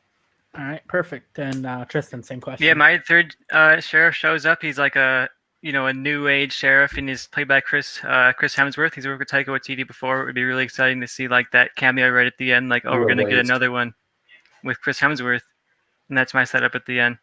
He should have been your sheriff. All right, Bobby, any questions? Yeah, so kind of what made this kind of like a gunslinging and martial arts movie in the first one is that Chuck Norris famously didn't use a gun. He refused and just used his kind of martial arts skills and his swings, kind of like a Jackie Chan kind of deal. Do you keep that aspect for one of your sheriffs in this movie? I think Taika Waititi would be hilarious to see him sort of being like a kung fu master, like he's fighting these guys. And like I said, he's sort of like aloof. He's very pacifist. I'd like to say like, oh, he doesn't own weapons. He just wants to like, be peaceful. And then he's forced to fight, so he doesn't have any weapons. He just fights with his hands, and that's my fighter. Just what everyone loves, like the Iron Fist show. Someone who can't do martial arts try to do martial arts. Now, I'm not going to have one of the sheriffs be so passive aggressive or passive that he won't pull out a gun. It's John Cena and The Rock. But what they're going to do is they're going to challenge each other and be like, I don't need a gun. And then the other one's going to be like, neither do I. So you're going to have scenes of that, of them just trying to top each other over and over. And be like, all right, I can do this without a gun. So they go and they stop this gang of villains, and neither of them use their guns. And they keep like basically just trying to one-up each other the whole time. And then at the end they learn, you still have an action movie. You don't need a million themes, and you don't need people trying to act like his movie. All I need is some fun movie, and at the end, after they're trying to one-up each other the whole time, talking shit to each other the entire movie, you're just going to have them realize, hey, if we work together, that's the only way we're going to stop the bad guy. And that's what they do. And then Roman Reigns comes in and says, my town's under attack. I need your help. So that's my movie. That's my pitch. All right. Yeah, you guys fight it out. I'll say Taika Waititi is a great pick because not only does he do comedy really well, like you said, he actually does action really well too. He did Thor. He did The Mandalorian, which is awesome action. He had probably the best episode of The Mandalorian last season. So I think he's a great pick for this. Your choice for Taika was just his comedic chops, which were fine, which were good.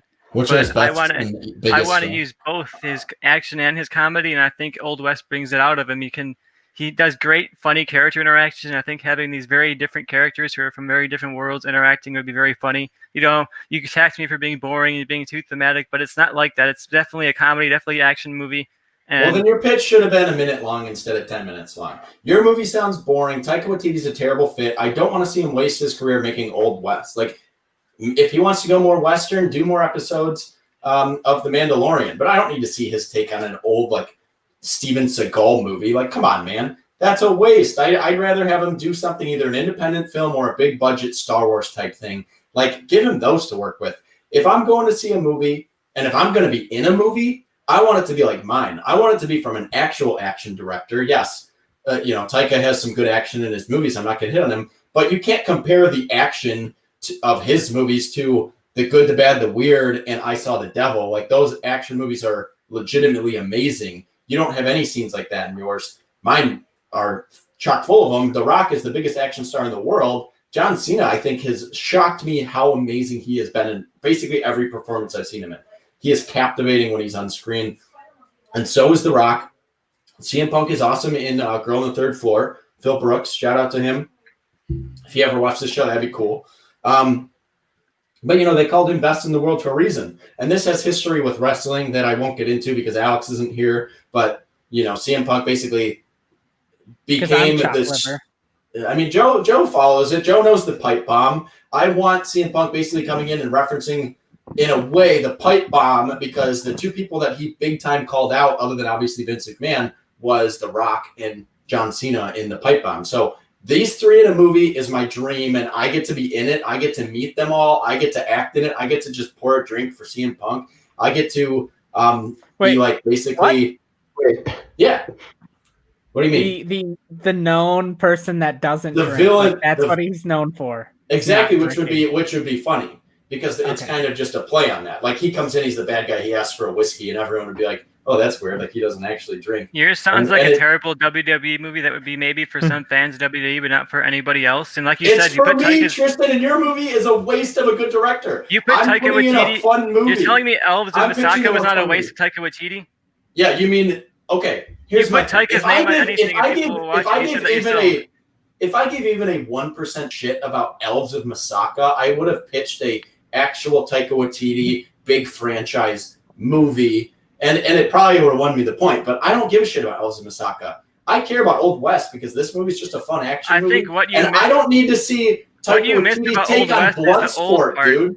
All right, you guys want to put like final comments? I think putting in a bunch of old. I think what made the original so like unique, and the only interesting thing about it at all is the fact that it's these older men doing it. And I think Sam Neill is that kind of thing. He's like this guy who's been in Hollywood for a long time. Sam Neill, don't sell me on the actionary movie and then put Sam Neill Old in your West movie, is what John Cena and The Rock, some of the biggest actors right now. That totally misses the whole thing of the original. Like you're taking these older men who are not at the peak of their career and you're putting them in this action movie. The original movie was the action. I'm putting in the reason the movie failed was because they weren't at the peak of their careers. I'm putting two people that are, and my movie's going to be huge. And you're turning it into something that's going to be really terrible and forgettable that no one's ever going to watch. Yeah, no one will watch The Rock. People would watch Taika Waititi movie. Yeah, my movie's going to be amazing. You're wasting Taika, bro. Wasting. I think I know. Taika makes great action, great comedy. He's shown he can do Western action comedy. We need a mute for these ones for sure. You guys have mute. It's not like you don't. Yeah, well, their mics are muted. So, anyways, we have live comments that I'd like to go through first. Have to go up a ways. So this other one not related to the podcast, but breaking news: Kirsten Dunst returning as MJ and Emma Stone returning as Gwen Stacy in Spider-Man 3. Yep, I could see that coming with all the announcements they've been. What are they thinking? I doubt that. I can unmute myself, by the way. Yeah, I think all these are probably gonna have a very some they're gonna pick one or two to have like a huge role, and some to have minor roles. So it's not gonna be that. Sure. All right, so Cole McNeely said, has anyone considered having a different lead man in Old West? Like, I don't know, a Tommy Gunn character? Hey. Be better than random wrestlers that no one will watch the movie of. Random wrestlers, the biggest movie. Can't wait to see John Cena's new movie, man. I can't Michael Mitchell said Johnny doesn't have the face for movies, better suited for voice acting. Hey, well, that's why I have a podcast that I can promote. Cole McNeely says, Bobby has a face for movies, though, for sure. Cole just likes me. Michael agreed. Although I did see that he called these two watching it. Yeah, Michael literally has the same face as me. Everyone thinks we're twins, and he's telling me that I don't have the face. You just insulted yourself. Cole says if Johnny was the bartender, everyone would be dry in that town other than him. I do like that. We got the same face. We're basically twins. We look nothing alike. Fakeness. He has a face for movies. I don't know about Johnny. He doesn't have the broader chin. Yep. No Undertaker love. Shake my head. He's old, man. Oh, he's old. I should have. Old West. Yeah, if he would have gone for an older actor, it would have made more sense. Like Sam Neill. Yeah, like Sam Neill. I want to see that action movie. Tristan from the top rope. Boom. Johnny got destroyed from Cole McNeely. Got him. For I think that was. Was that? What was that in reference to? I actually don't know. Okay, stop showing Cole. Stop giving Cole so much screen time. All right. Bobby stopped this fight. I feel like he's a lot more confident in his ruling than me, so I'm gonna let Bobby make the final ruling. I'm leaning more towards Tristan. Johnny. Sorry, his movie sounds a lot more exciting. I was like, what? it's The Rock versus John Cena. It's not Old West. Taika Waititi versus Sam Neill that I don't care about. Also, CM Punk's the. You didn't care about Hunt for the Wilder People? This one was a lot closer. Great action movie. This one was a lot closer to me than the previous fights. I like both your pitches. I mean, I love Taika Waititi. He can do pretty much anything, and I do love his take on the Mandalorian and how it fit in. So I could see that work. But the problem is, like, you have Taika Waititi and I think you kind of into a trap of again with the original they can't really do action. Like I love Sam Neill. Jurassic Park is one of my favorite movies, not my favorite movie, and he's a big part of that. But I don't really want to see him doing action. I don't really want to see Taika doing martial arts. So I think it would be fun, and I would like it. But Johnny's just sounds like a blast all the way through, and more in the same tone as the original, but just with a better group of actors for it. So I'm going with Johnny. That was a big one. That could be a turning point. Bad call, Johnny. Straight to DVD movie. Yeah, but I'm in it. And I will buy that DVD. Yeah, so will I. Yeah, I would too. All right. No so straight to DVD movie as The Rock. Yep. And actually, They most will in movies 10 nowadays years. are just going to be straight to Streaming. DVD or straight Yeah, to streaming. not even DVD. Yeah, streaming. Mm-hmm. All right, Tristan, what do we got next? Let me I'm look. afraid. Johnny's starting to pull away with this one. It's 3-1. So Tristan, you better pull out. There's two here that probably if Tristan picks, he wins. So I'm hoping he actually goes with one of those. I'm gonna go with Over the Rainbow. That's not the one. All right, I gotta win Over this the one. Rainbow. Let me put it up on the screen here. Somewhere. Over the rainbow. I didn't ask for singing. So, Over the Rainbow came out in 1973, 72% on Rotten Tomatoes. Directed by Buzz Kulik and based on a book by the same name, Over the Rainbow is a 1973 movie starring Jodie Foster as Leslie Bianchi about a young girl who goes to gay conversion camp and comes out smarter, kinder, and calmer. She goes on to marry a congressman and become a housewife. And who goes 72% on Rotten Tomatoes. That helps out. You know what, Johnny? You go ahead and go first on this one. I'll take the second. It's an interesting All right. strategy there. I didn't. Yeah, that's fair. That's good. That's a good idea. All right. So my thing with this movie is that Jodie Foster, obviously, famously, she came out of the closet. She is a gay woman. She describes this movie as the most horrific project she's ever worked in. Every day was like a horror movie. So I wanted to go that direction and make this a horror movie. That's how she described working on it every day. So we're going to go that direction. And my director is the best horror director working today. It's Ari Aster, who did Midsommar, which I'm obsessed with, and Hereditary. My Leslie is going to be played by Sophia Lillis, who is Bev in It. Her parents are going to be played by Sarah Paulson and Neil Patrick Harris.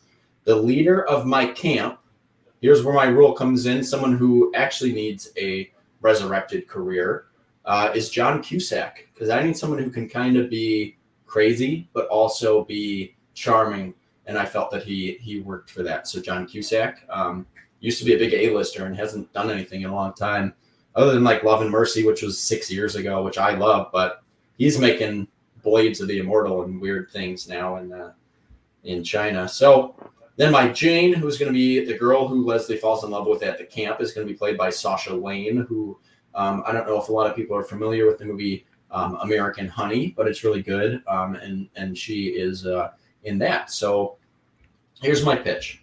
Leslie is a short-tempered, closeted gay teenager whose parents are the lead worshipers at their small town's evangelical church. Leslie is caught by her parents kissing another girl and sent to a conversion camp called Over the Rainbow.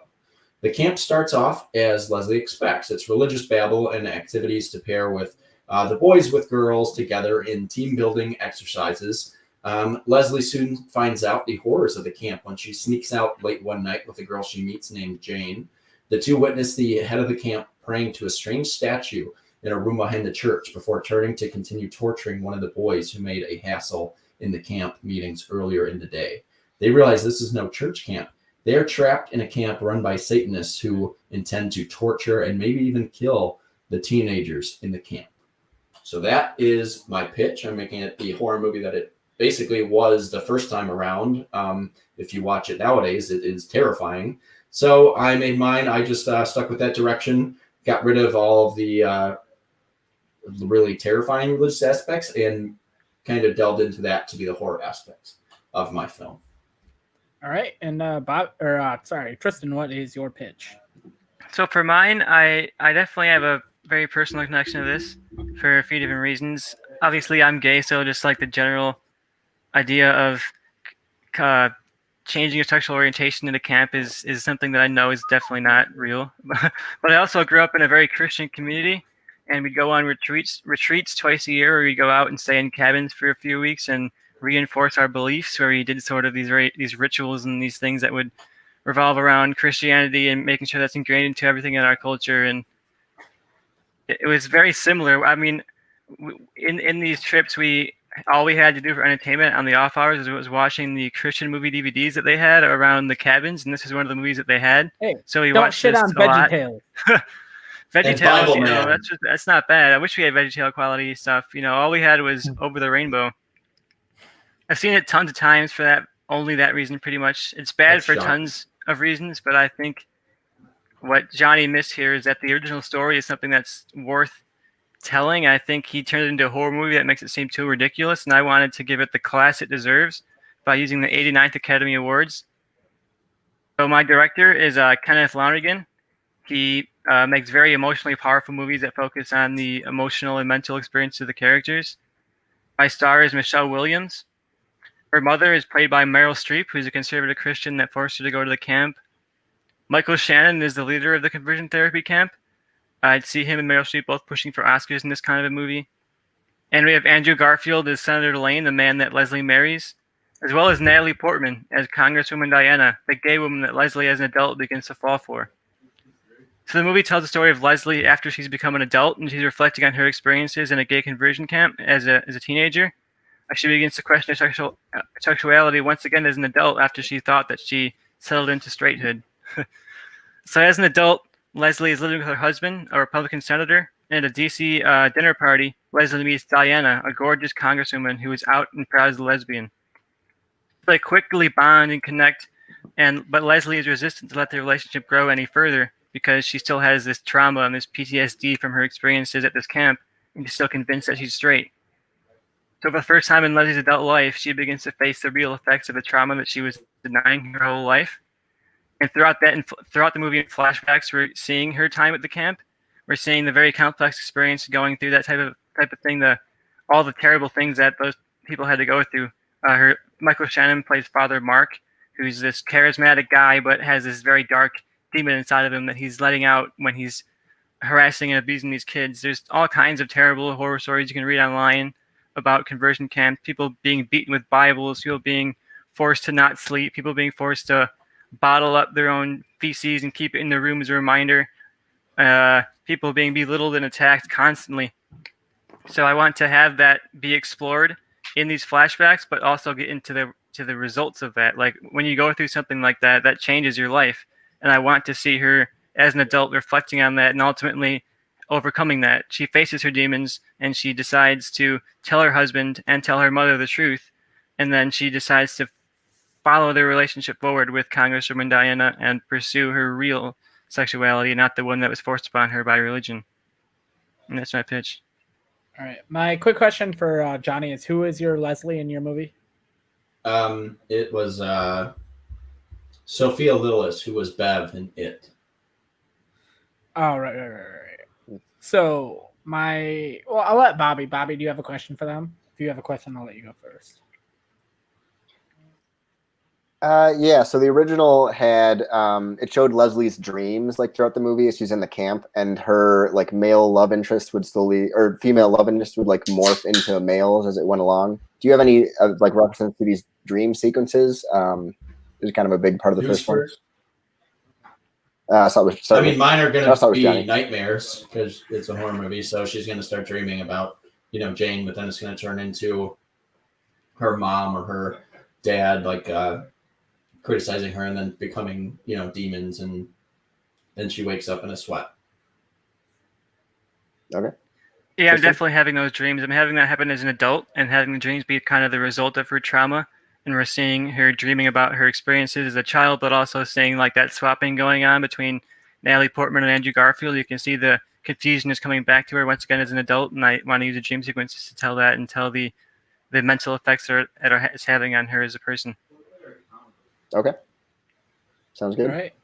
And there is a scene, and my question is, there's a scene in the original where therapist at the facility, played by Ron Howard, confesses to Leslie that he used to have gay thoughts, and in what is presented in the movie as a monument or a moment of triumph, he talks about how he overcame them. Do you have a scene similar to this in your movie? And I'll start with Tristan this time.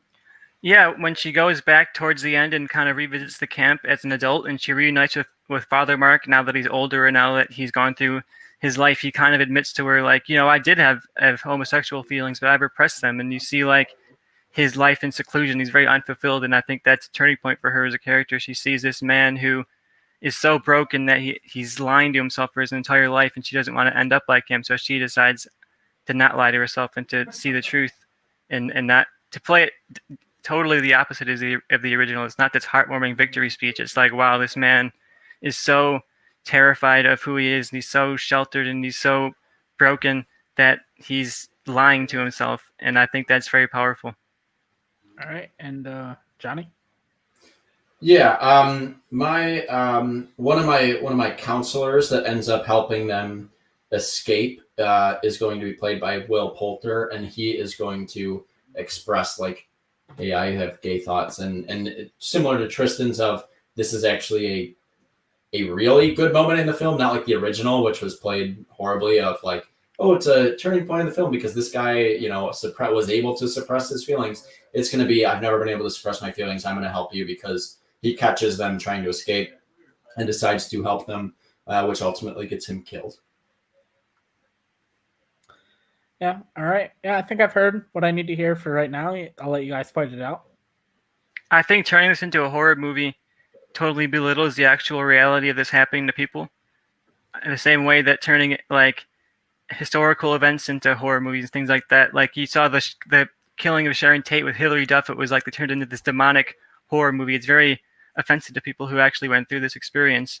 And I think it misses the whole point that the original story is based on a real person. And you see, and this is a real thing that happened. Like, as she got older after this movie, or after the story was told, she did definitely come out and realize, like, wow, I was lying to myself, and I'm not actually the happy housewife I was that people think I am. So I think turning that real life story into some kind of like ridiculous horror movie totally misses the point and totally belittles the experience of people. You cast a 40-year-old though. Like, here's my thing. Your movie, like, no one cares about your movie, because I think you made a mistake. No one cares about my movie. No one cares about gay rights. About your movie. People care about gay rights, but they don't need to see it like in your lens, because it's about a 40-year-old woman who goes to a conversion camp, which, I'm sorry, that doesn't happen. Like, it just doesn't. Like, did you listen during the pitch? Because she's a 40-year-old woman as an adult, and she's not as a kid. Yeah, like, she's flashing back to her teenage years. Yeah, that's a real exciting story to go see. Like, my problem with your movie is, I'm not interested in seeing Ken Lonergan, who made one of the worst piles of shit I've ever seen, Manchester by the Sea, tell a real life story of someone when he can't convey emotion. He just can't. He can't convey that emotion. Movie sucks straight shit. What are you talking about? The movie's all emotion. That movie is not emotion. If you watch that movie, his whole filmography is all emotion. He has 3 movies. First, all 3 of them are powerful emotional experiences. Terrible. No, they're all boring nonsense. Manchester by the Sea doesn't tell a real story. I would never trust that man with a true story. Manchester by the Sea is, here's the most traumatic things in your life. Everyone should be crying at all times. But no, Ken Lonergan thinks it's more powerful if no one is crying. No, that whole movie is people who should be bawling their fucking eyes out, and instead of showing emotion, don't show any and are all robots. Everyone talked about Michelle Williams' great fucking scene in this movie, and it was literally like the biggest waste of my time. That movie sucks, and I don't give a shit if you dispute that. That movie's trash, and you're giving power to Ken Lonergan, who made this great movie about fucking who cast Casey Affleck in his movie, who bullies women, and you're gonna give that guy more power to make a movie about a woman who was bullied and put in a conversion camp? No, that's irresponsible. Don't fucking give that shit power. Oh, my movie's so emotional. No one in your movie's going to cry. Everyone's going to go through these traumatic events, but like act like they're just robots. And I don't need to see that. If your fucking family burns down, you're going to goddamn cry. And Casey Affleck doesn't cry. That was a bullshit Oscar. Your movie sucks because of Kenneth Lonergan and because of Casey Affleck, who's not even in your movie. Also, Meryl Streep is overrated. Yeah, he's not in my movie. So why are you attacking me about Casey Affleck in a totally different movie that's not even in my movie? Like, You're saying, oh, they're not going to The cry, but that's famous literally thing the from whole your point of the director. movie. Maybe you didn't pay attention to Manchester I by the paid Sea, but attention. like No, Manchester by the Sea he's sucks, emotionally and your repressing movie himself. sounds the same. Emotionally repressing bullshit. Everyone in that movie is crying. That's a bad movie. And everyone who likes that movie is stupid. And your movie sounds the same. My movie is made by Ari Aster, who is amazing. Yeah, you're all stupid. Ari Aster, what's better? Manchester by the Sea, which is a pile of shit, or Midsommar and Hereditary, which are the best horror movies probably made since The fucking Exorcist. Like, I don't need to see that. I think it's more important for, like, I know your story is real, blah, blah, blah, but, like, I think it's more important for people to see a movie that makes evangelicalism, which is the most horrifying thing in the world.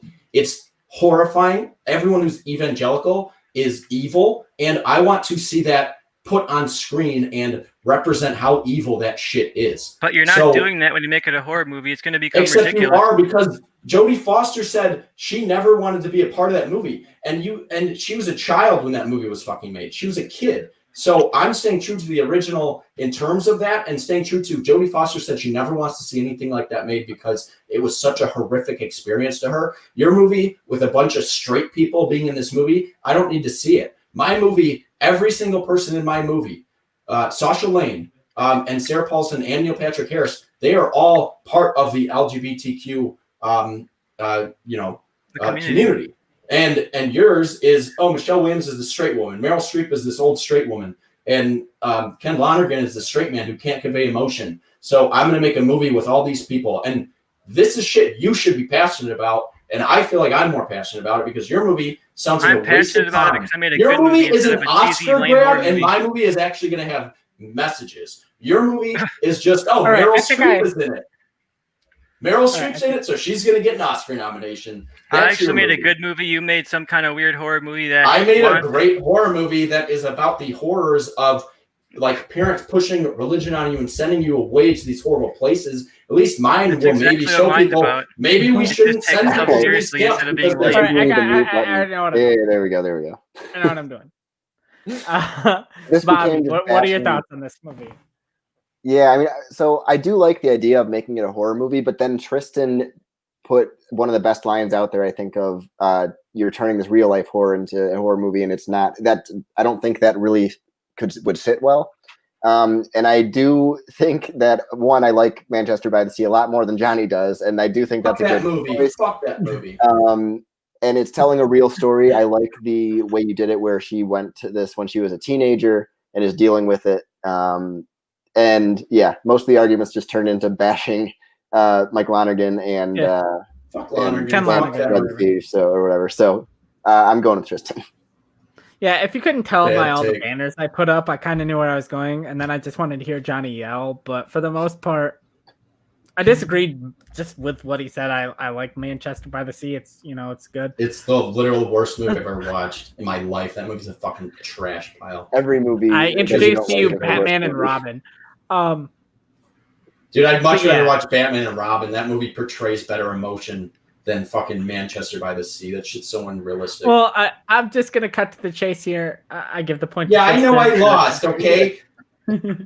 I did goddamn better have lost, okay? It's a movie about gay conversion and you gave it to a straight man and a gay man. I hope he fucking wins. But Yeah, I'm not convinced this movie doesn't suck shit because Ken Lonergan's a terrible director and Manchester by the Sea is fucking garbage. And I will stand by that I love always. that movie.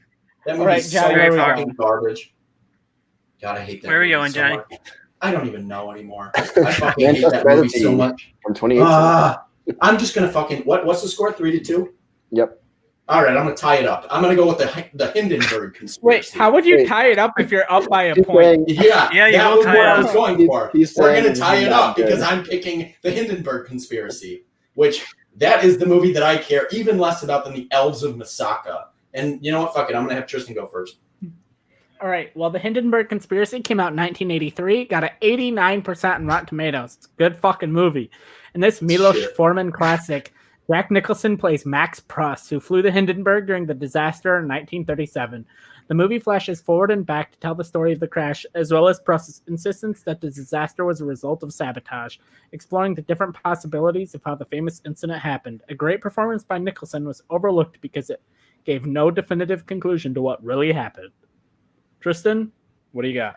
All right, I'll go ahead and go first. You mentioned in the description there that it was very interesting. They brought in like all these different ideas of like, oh, was it sabotage? Was it this? Was it that? And I think the perfect director to balance all of these different various conspiracy theories here is Oliver Stone.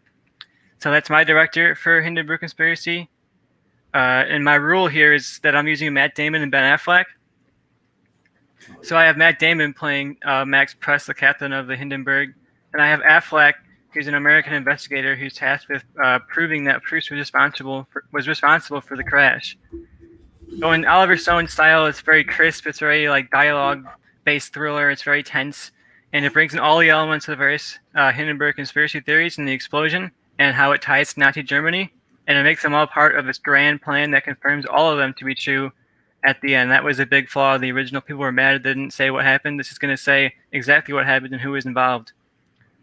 Two of the most prominent theories is that the Hindenburg was shot down purposefully by the U.S. government to embarrass or disrupt Nazi Germany, as well as the theory that the Hindenburg was shot at by local farmers who were angry at the German government. So I'm going to make both of those true in mind. The U.S. government armed these farmers to try and shoot down the Hindenburg, and they also had Air Force on the scene to make sure that it all went as planned. That's something that I think Oliver Stone can pull off really well. He did that in JFK fascinatingly. It also brings in a lot of other theories, such as it was this purposeful sabotage by Germany to gain some kind of attention for them. So I think we're going to have that as an element, but ultimately wasn't that. That was just kind of a theory. That was what Affleck's character was initially thinking. And for the characters, we get some parallels between both of these men. They're both sort of losing sleep and disconnecting from society, trying to solve this real problem. You know, Max Press, in real life, he was very much trying to figure out what really happened. And I think that we're going to have Affleck's character initially be suspicious of Press that he was involved, like I said, but by the end, they're going to come together and combine their knowledge and combine their information and work to uncover the truth of this conspiracy. And by the end, they're going to have the truth, but the U.S. military is basically just going to threaten them down into not revealing it. Sort of similar to the end of JFK, like they knew what happened, but they just couldn't get the truth out there, and it's very satisfyingly frustrating in that way. So that's exactly what my pitch is. It's going to be Oliver Stone coming back to his best movie, JFK, and telling that style through the Hindenburg Conspiracy. Sounds great. Just great. It does. It sounds a lot better than WWE wrestlers in Old West. I have a feeling Johnny's laughing at his own pitch right now. Yeah, Johnny, what do you got? Am I up? Just ignore me. I was going to go the Oliver Stone route, and then I remembered he sucks, and he hasn't made a good movie in over 30 years. So I didn't go that route, and I went with because every single conspiracy ever about the Hindenburg has been easily disputed. It was just a freak accident. There's no actual conspiracy, so like that shit's stupid. Don't give power to dumb conspiracies. I went a different direction, and my director is Lee Tamahori. I didn't write down what else they did, so let me look that up real quick. You sound great. Yeah, it's starting off strong. Mine has a real director with actual experience, so. Yeah, your movie hasn't done shit in a long time. Okay, so my director did Next. He did XXX, Straight to the Union, and more importantly, he did Die Another Day, because my lead of the movie is going to be Jinx by Halle Berry, everyone's famous Halle Berry, who's played tons of famous characters. And then my terrorist leader is going to be played by Christoph Waltz. And it's about a terrorist organization who hijacks the Hindenburg in Germany that is en route to New Jersey. The only person who can bring the terrorists down is Jinx Johnson, played by Halle Berry.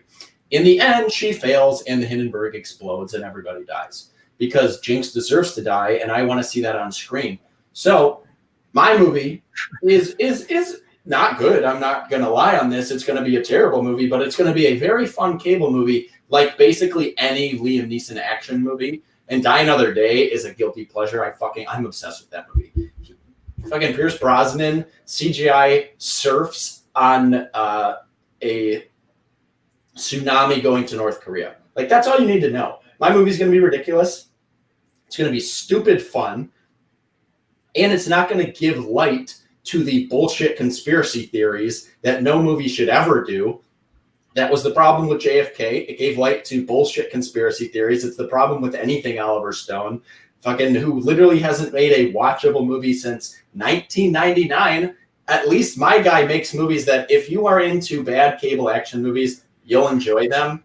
I'm not going to say his movies are better than Oliver Stone. I'm not going to say he's a better director overall than Oliver Stone.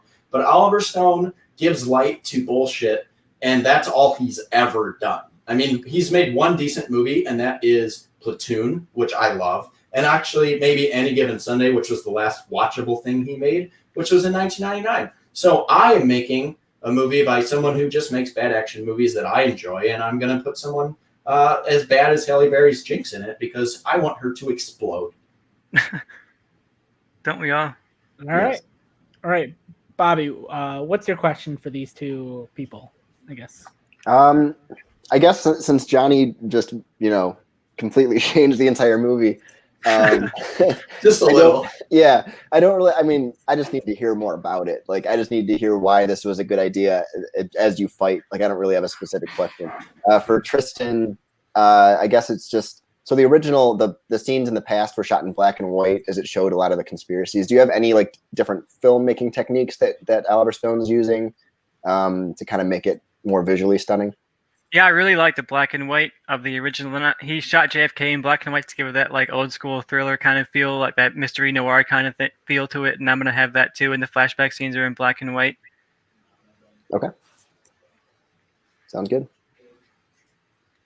Sounds great. Is Joe frozen or are you there? All right. And my question's not me.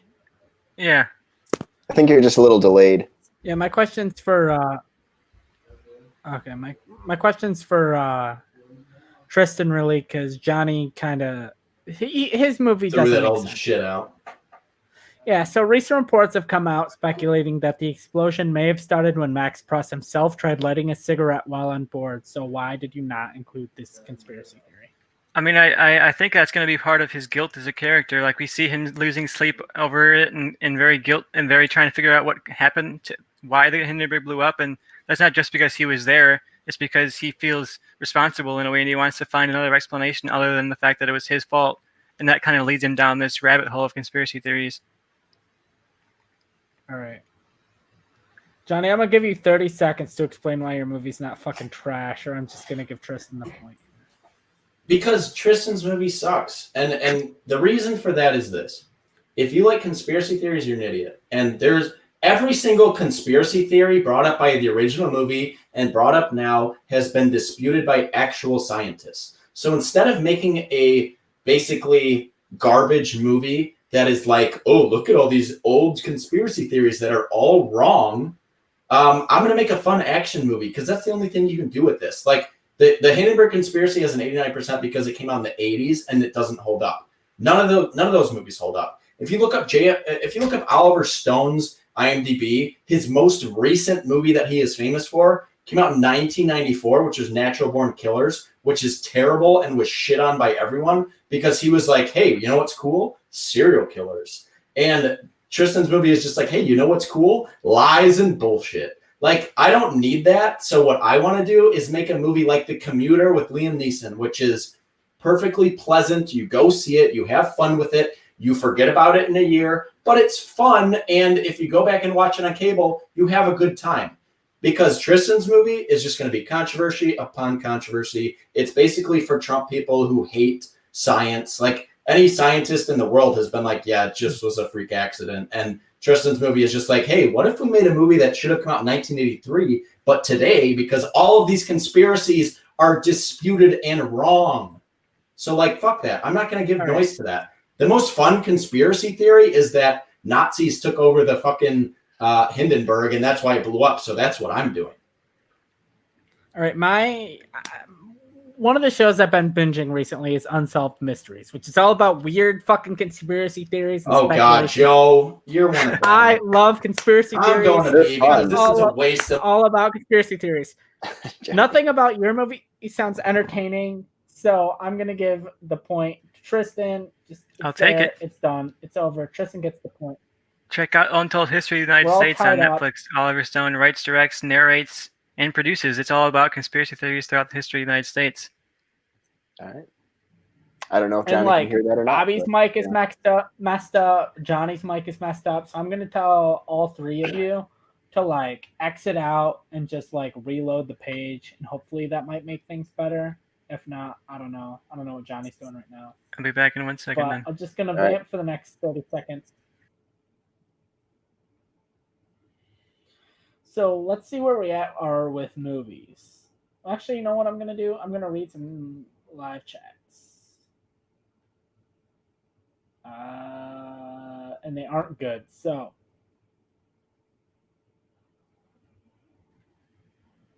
Hello? Tristan stream. Yeah, hello.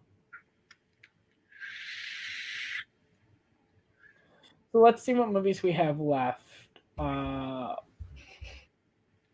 we just have the time travel movie left? Yeah, I think just that's all the we time got. travel movie left. Yeah, we're making good time. If I had realized that, I wouldn't have done this, but here we are.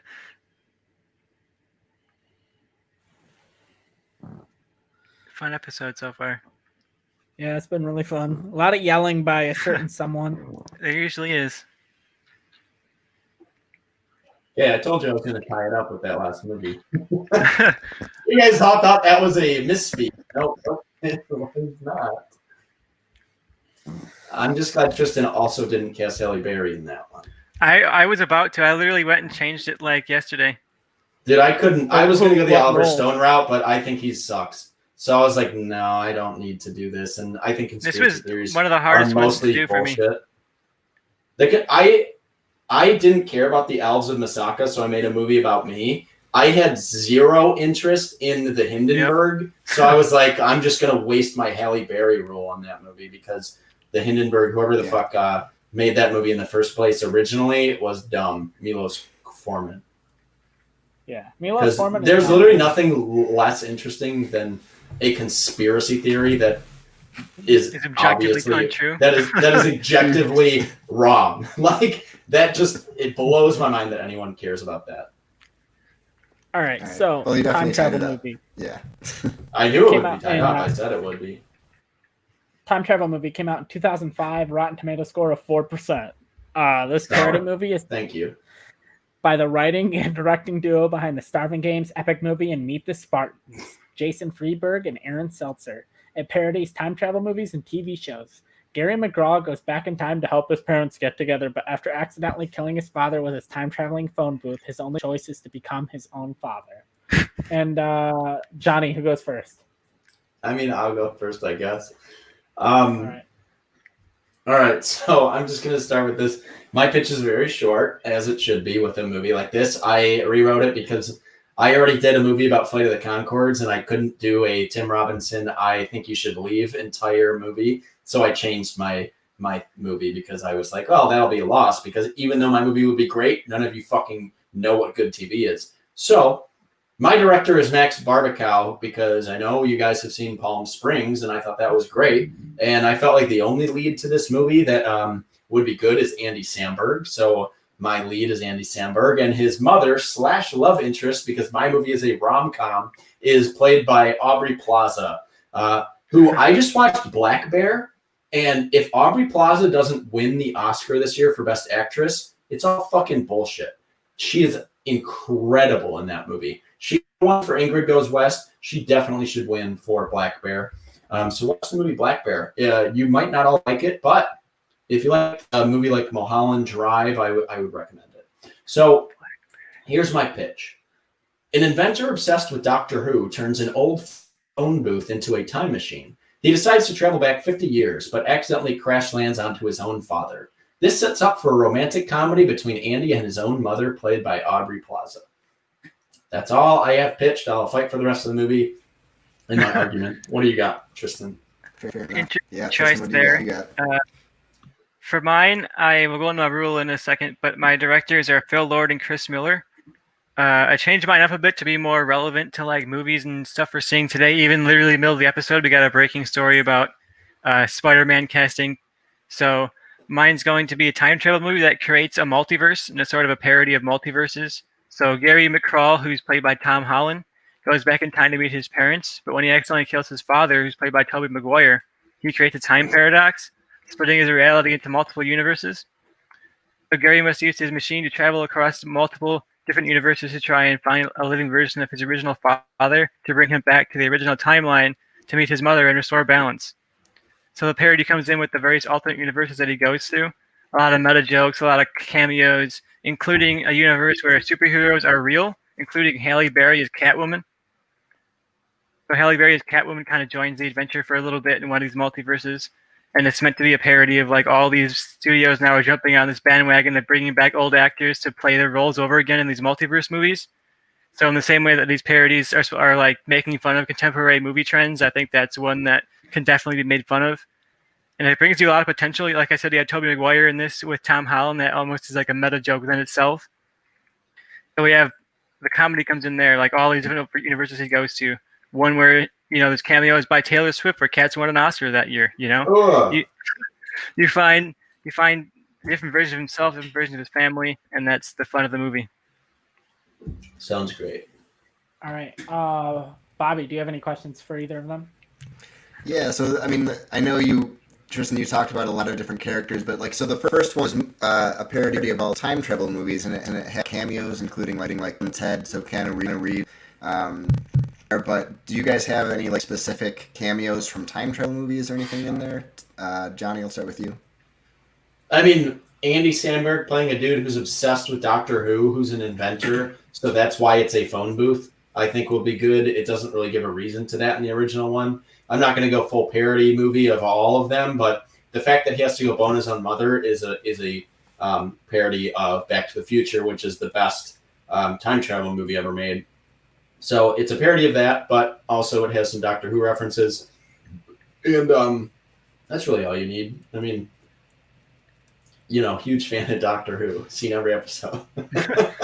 All 10,000, even the 200 that you can't find anywhere because they've been. But also, Aubrey Plaza was in a time travel movie with Mark Duplass, and I forget the name, but it's really good. Oh, Safety Not Guaranteed, very good movie. So it's gonna have little parodies of smaller movies like that. Which but the director of that directed Spider-Man.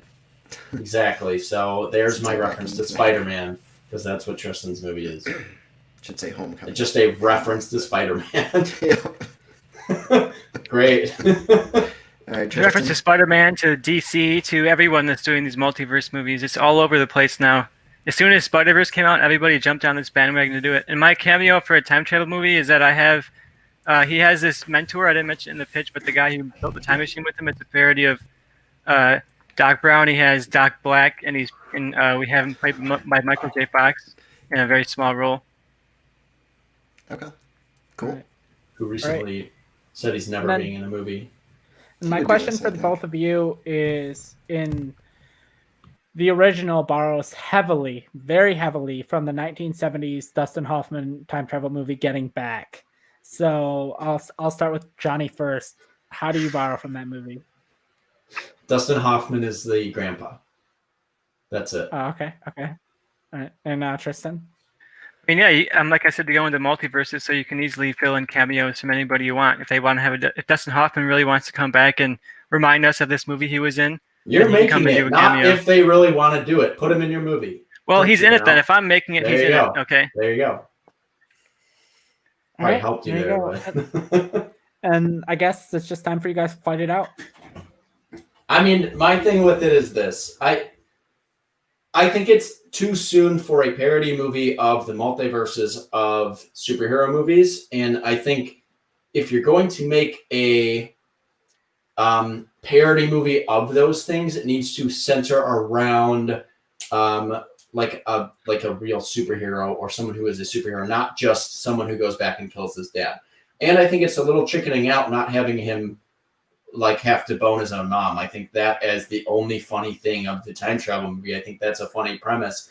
And like I said, a rom-com is simple. It is two people fall for each other. They break up. My breakup is she finds out about why he's back, that it's the son. But in the end, she realizes, well, I do love him. And the only way he exists in the future is we have to have sex, which is disturbing, but it's funny. And I could see Andy Samberg and Aubrey Plaza being the most awkward two people and make that like all of that hysterical. Whereas I think your movie just has way too many references. It would suffer from what the original does because it's just like second by second bad jokes about every time travel movie ever made. Mine is going to tell more of a central focus story, and yours just sounds too all over the place, like the original would be. I think a more like Palm Springs type making fun of Groundhog's Day movie where it's not even really referenced, but that is what it is, kind of like mocking and referring to. That's why I chose Max Barbacow. And Andy Samberg can do a song, and he can do Motherfucker, which would be an amazing song in this movie. So I want to see Andy Samberg do that. I don't really need to see. You made a rom-com about a mom and a son falling in love, and you think people are going to want to watch that? I don't give a shit. It's Mine's funny. actually fun. It has actors people like. He loves that shit. Joe loves incest. He'll watch the shit out of it. It'll only be worth it if it was a cousin. Joe would be super into the cousin one. No, Joe loves. I'd love for this to be the first episode. I'd like this to be the first episode someone watches and just take that completely out of context. Joe loves incest, guys. Joe loves He's incest, all man. about incest. He's all about it. It's usually a twist. Hey. Mine's not really a twist. But like my thing is this, like I feel like mine follows the steps of a rom-com and actually delves into the moral dilemma of this is my son who I love because he is my son. And I'm gonna he have will sex not with him. exist if I don't have sex with him. I think is a very, very insane moral dilemma that I think would be very perfect for my movie and very funny. And your movie is a total cop-out of that premise by being like, I'll just go to these other multiverses and find my other dad. Fuck that. That's stupid. And it sounds bad. And it's a waste of, honestly, a talented cast, a talented director. I just watched the Tom Holland movie on Netflix with Robert Pattinson. I thought was really good because he can actually, Tom Holland's a good actor. I don't need to see him doing a Lord and Miller type comedy where he goes to different multiverses and it's a parody of superhero movies. Like your movie's a little too soon for that. I think the best parody movies like Spaceballs were movies that were at least years and years after the original franchises and gave you kind of time to breathe. Yours is basically coming out at the same time as the movie that it is mocking, which is the new Spider-Man movie, because that is what your movie reminds me of. There's not a ton of other movies, as much as you say, like, oh, all these other multiverses, other than like the Flash show and Spider-Man Into the Spider-Verse, and then the time travel with Endgame.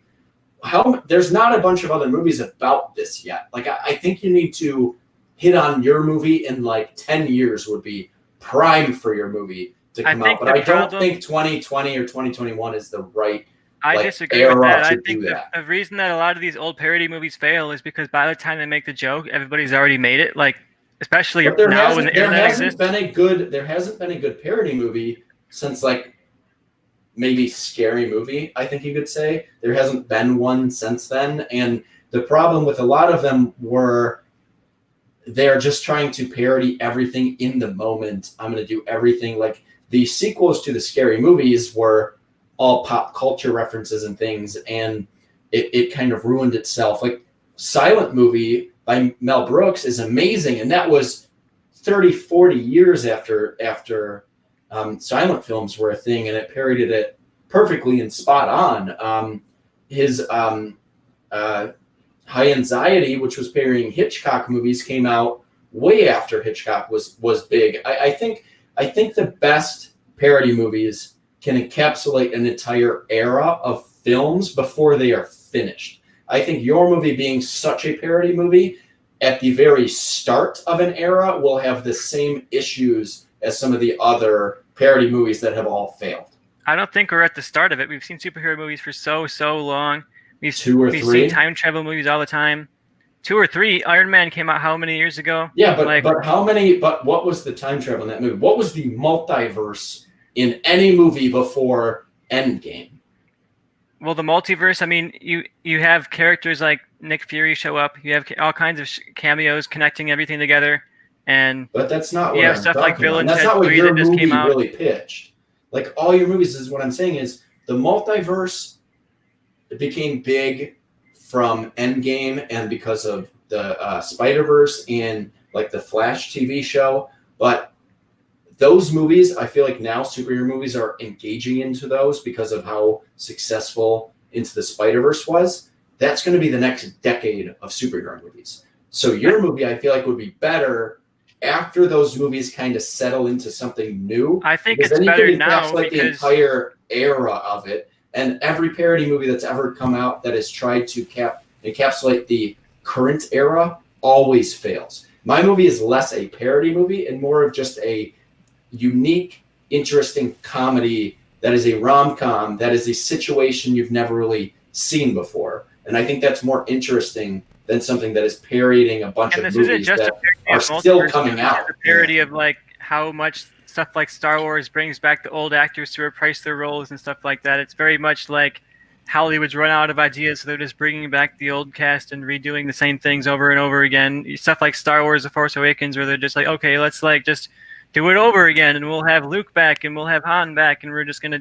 But what is your movie doing over again? Like, what is the parody of that? Like, you can say that, but your movie is not just a remake of Back to the Future. It's kind of it's not even a reboot of time travel movie. You can call it that, but no one is ever going to know what that movie is, and your movie doesn't have anything to do with the original except kind of that he goes back in time and kills his dad. It doesn't have any of the same things as the other. It's very much in line with Back to the Future. He goes back in time and creates like an alternate Hill Valley that's all war-torn and crazy and Trump run. You know, well, and that's not in the original Back to the Future. Yeah. Can we? So we've heard a lot of Johnny taking down Tristan in that defense. Can we get like Tristan's best argument against Johnny's movie and Johnny's defense to that?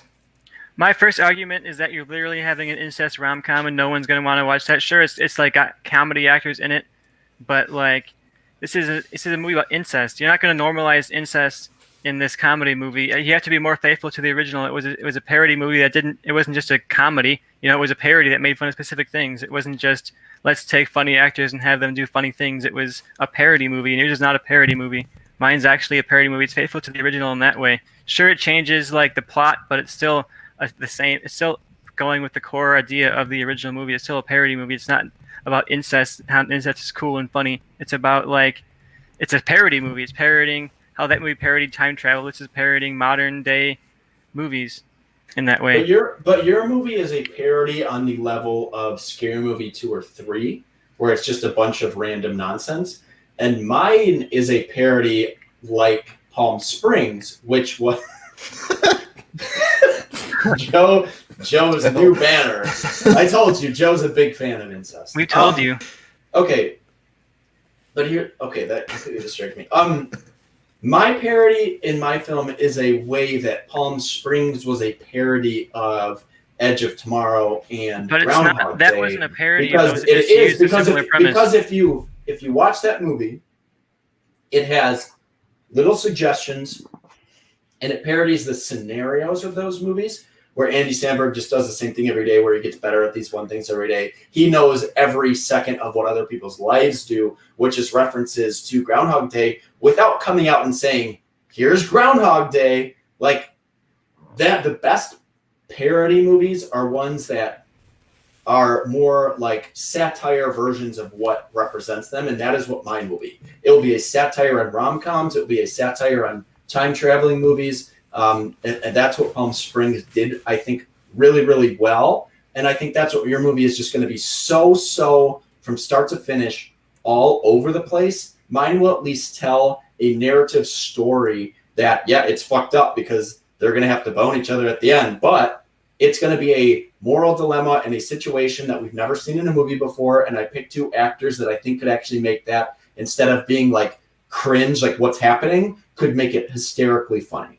And I think that is the difference between my movie and your movie. I think my movie could be a funny narrative story, and your movie does not have any narrative. It is just all over the place and too many things. Yours reminds me of the final season of Community, where they had that incest episode right at the end, and it was super cringe and super uncomfortable. I tried to make incest funny, and no one watched it because it's bad, and no one wants to watch an incest movie. I think Joe and I have our decision on this one. Were you leaning one way or the other, just to give a little input, Joe? Yeah, I think I don't know. I'm gonna let you call it because we've been talking. I feel like you're slightly more passionate about this than me. I feel like as far as the initial arguments go, I was basically split 50-50. I wasn't leaning one way or the other. But when it came to the actual debate, I think Johnny made some good points about how his is more closer to the original plot, and I feel like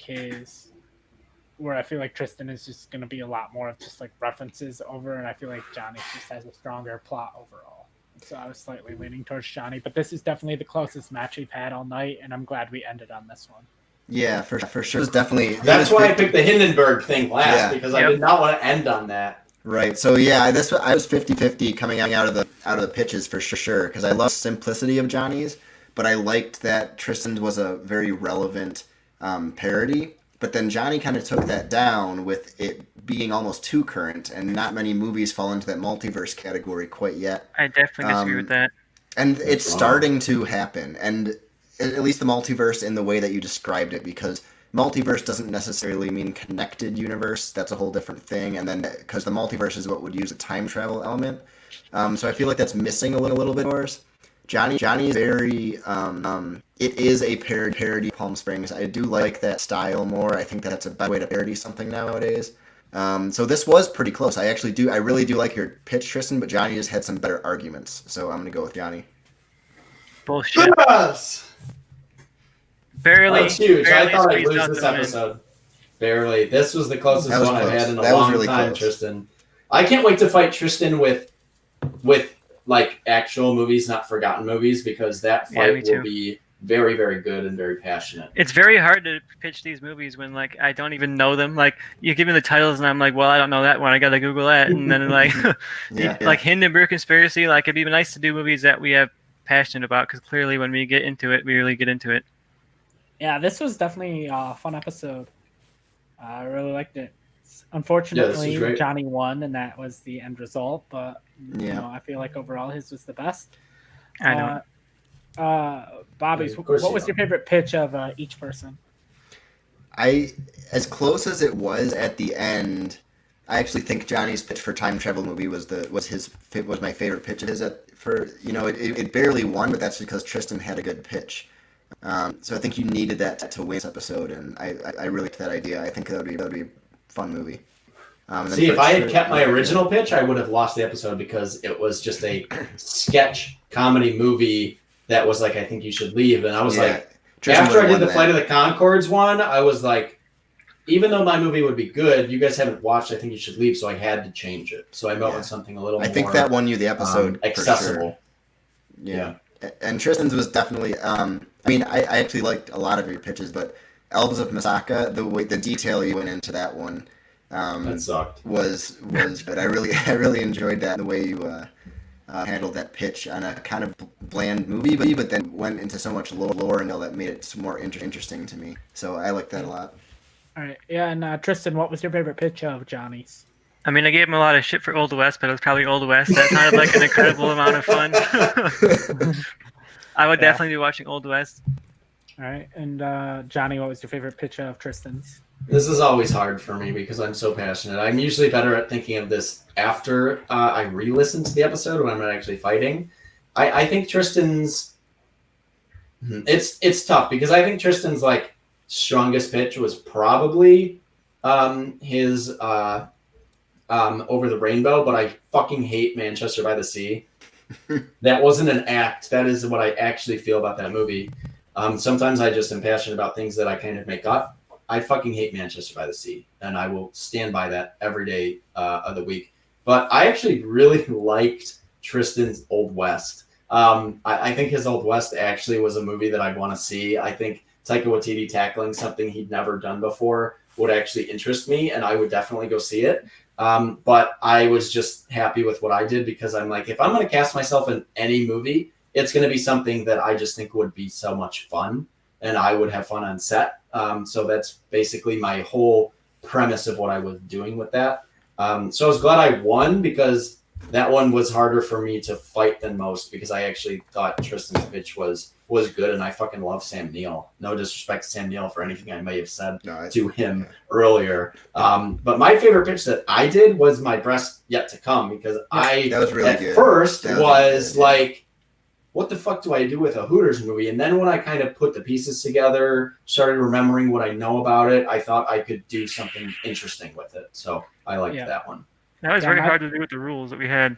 Yeah. Yeah, my favorite pitch of Tristan's is kind of a toss-up between Elves of Masaka and Over the Rainbow. I like both of them. I liked how he, did a lot with the mythology of Elves of Masaka and, really worked that in. And then Over the Rainbow, I kind of liked his more realistic take. And then this woman looking back on her life and how going to this conversion camp affected her like as an adult. And then Johnny, far and away my favorite pitch of his was The Breast Is Yet To Come. I'm just like a big Scorsese fan. I love Wolf of Wall Street, so as soon as you went down that angle, I'm like, oh, this is definitely something I'm into. That was one. There were two that I thought for sure I'm going to win, and that was The Breast Is Yet To Come and Black Thunder. I thought there's a 0% chance I lose these, and the rest were either I'm a little passionate about this. I liked my pitch for Over the Rainbow, but I knew Tristan would come in strong with his, so I was a little worried about that one. But I think those are my two most passionate ones that I was like, and those, seeing the list of movies, were my two that I was like, there's a 0% chance I'm going to be passionate about either of my pitches. And those are like the first two that I did and I was really into. Yeah. So those were my two I was kind of like proud of, because I was like, the fuck do I do with the Hindenburg Conspiracy? As you saw from my pitch, I had no idea what to do with that movie. Yeah. All right. Bobby, any final thoughts? This was a fun episode. I think next week, Joe and I think we're going up against each other, so that'll be a lot of fun. More forgotten movies. Yeah, we're keeping on that train right now and getting this established, and I'm definitely looking forward to doing it again. All right, Tristan, any final thoughts? Yeah, great time. I had a really fun. Facing Johnny always brings out the energy, Johnny's just so high energy. He turns every pitch into like an argument. It's very fun. All right, yeah, and Johnny, final thoughts? I'm glad. I think Tristan, when he first started the show, was a little too mellow, and he's gotten more passionate over time. So it's fun to fight him now that I feel like he's beginning to come into his final form. And fighting him was tough because he had really good pushbacks on all of my passionate arguments.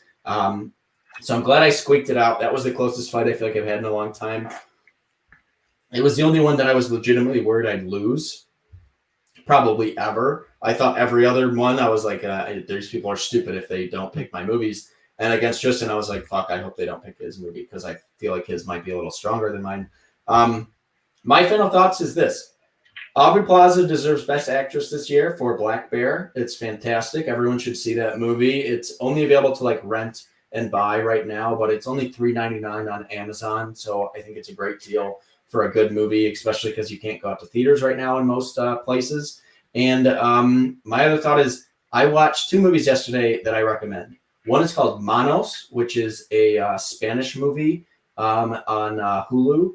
It's fantastic. It's about basically like child guerrilla warfare in Colombia. It's fantastic. And the other one was Sputnik, which is a Russian alien movie that is really interesting and really good. So they're both foreign films, so gear up the subtitles, but I recommend all three of those movies highly. I watched them all last night, and I had a blast. When you say Manos, I just think of Manos, Hands of Fate. Yep, I was like, oh, so you're really going to plug Hands of Fate? Yeah, and I'm like, did you really watch that movie?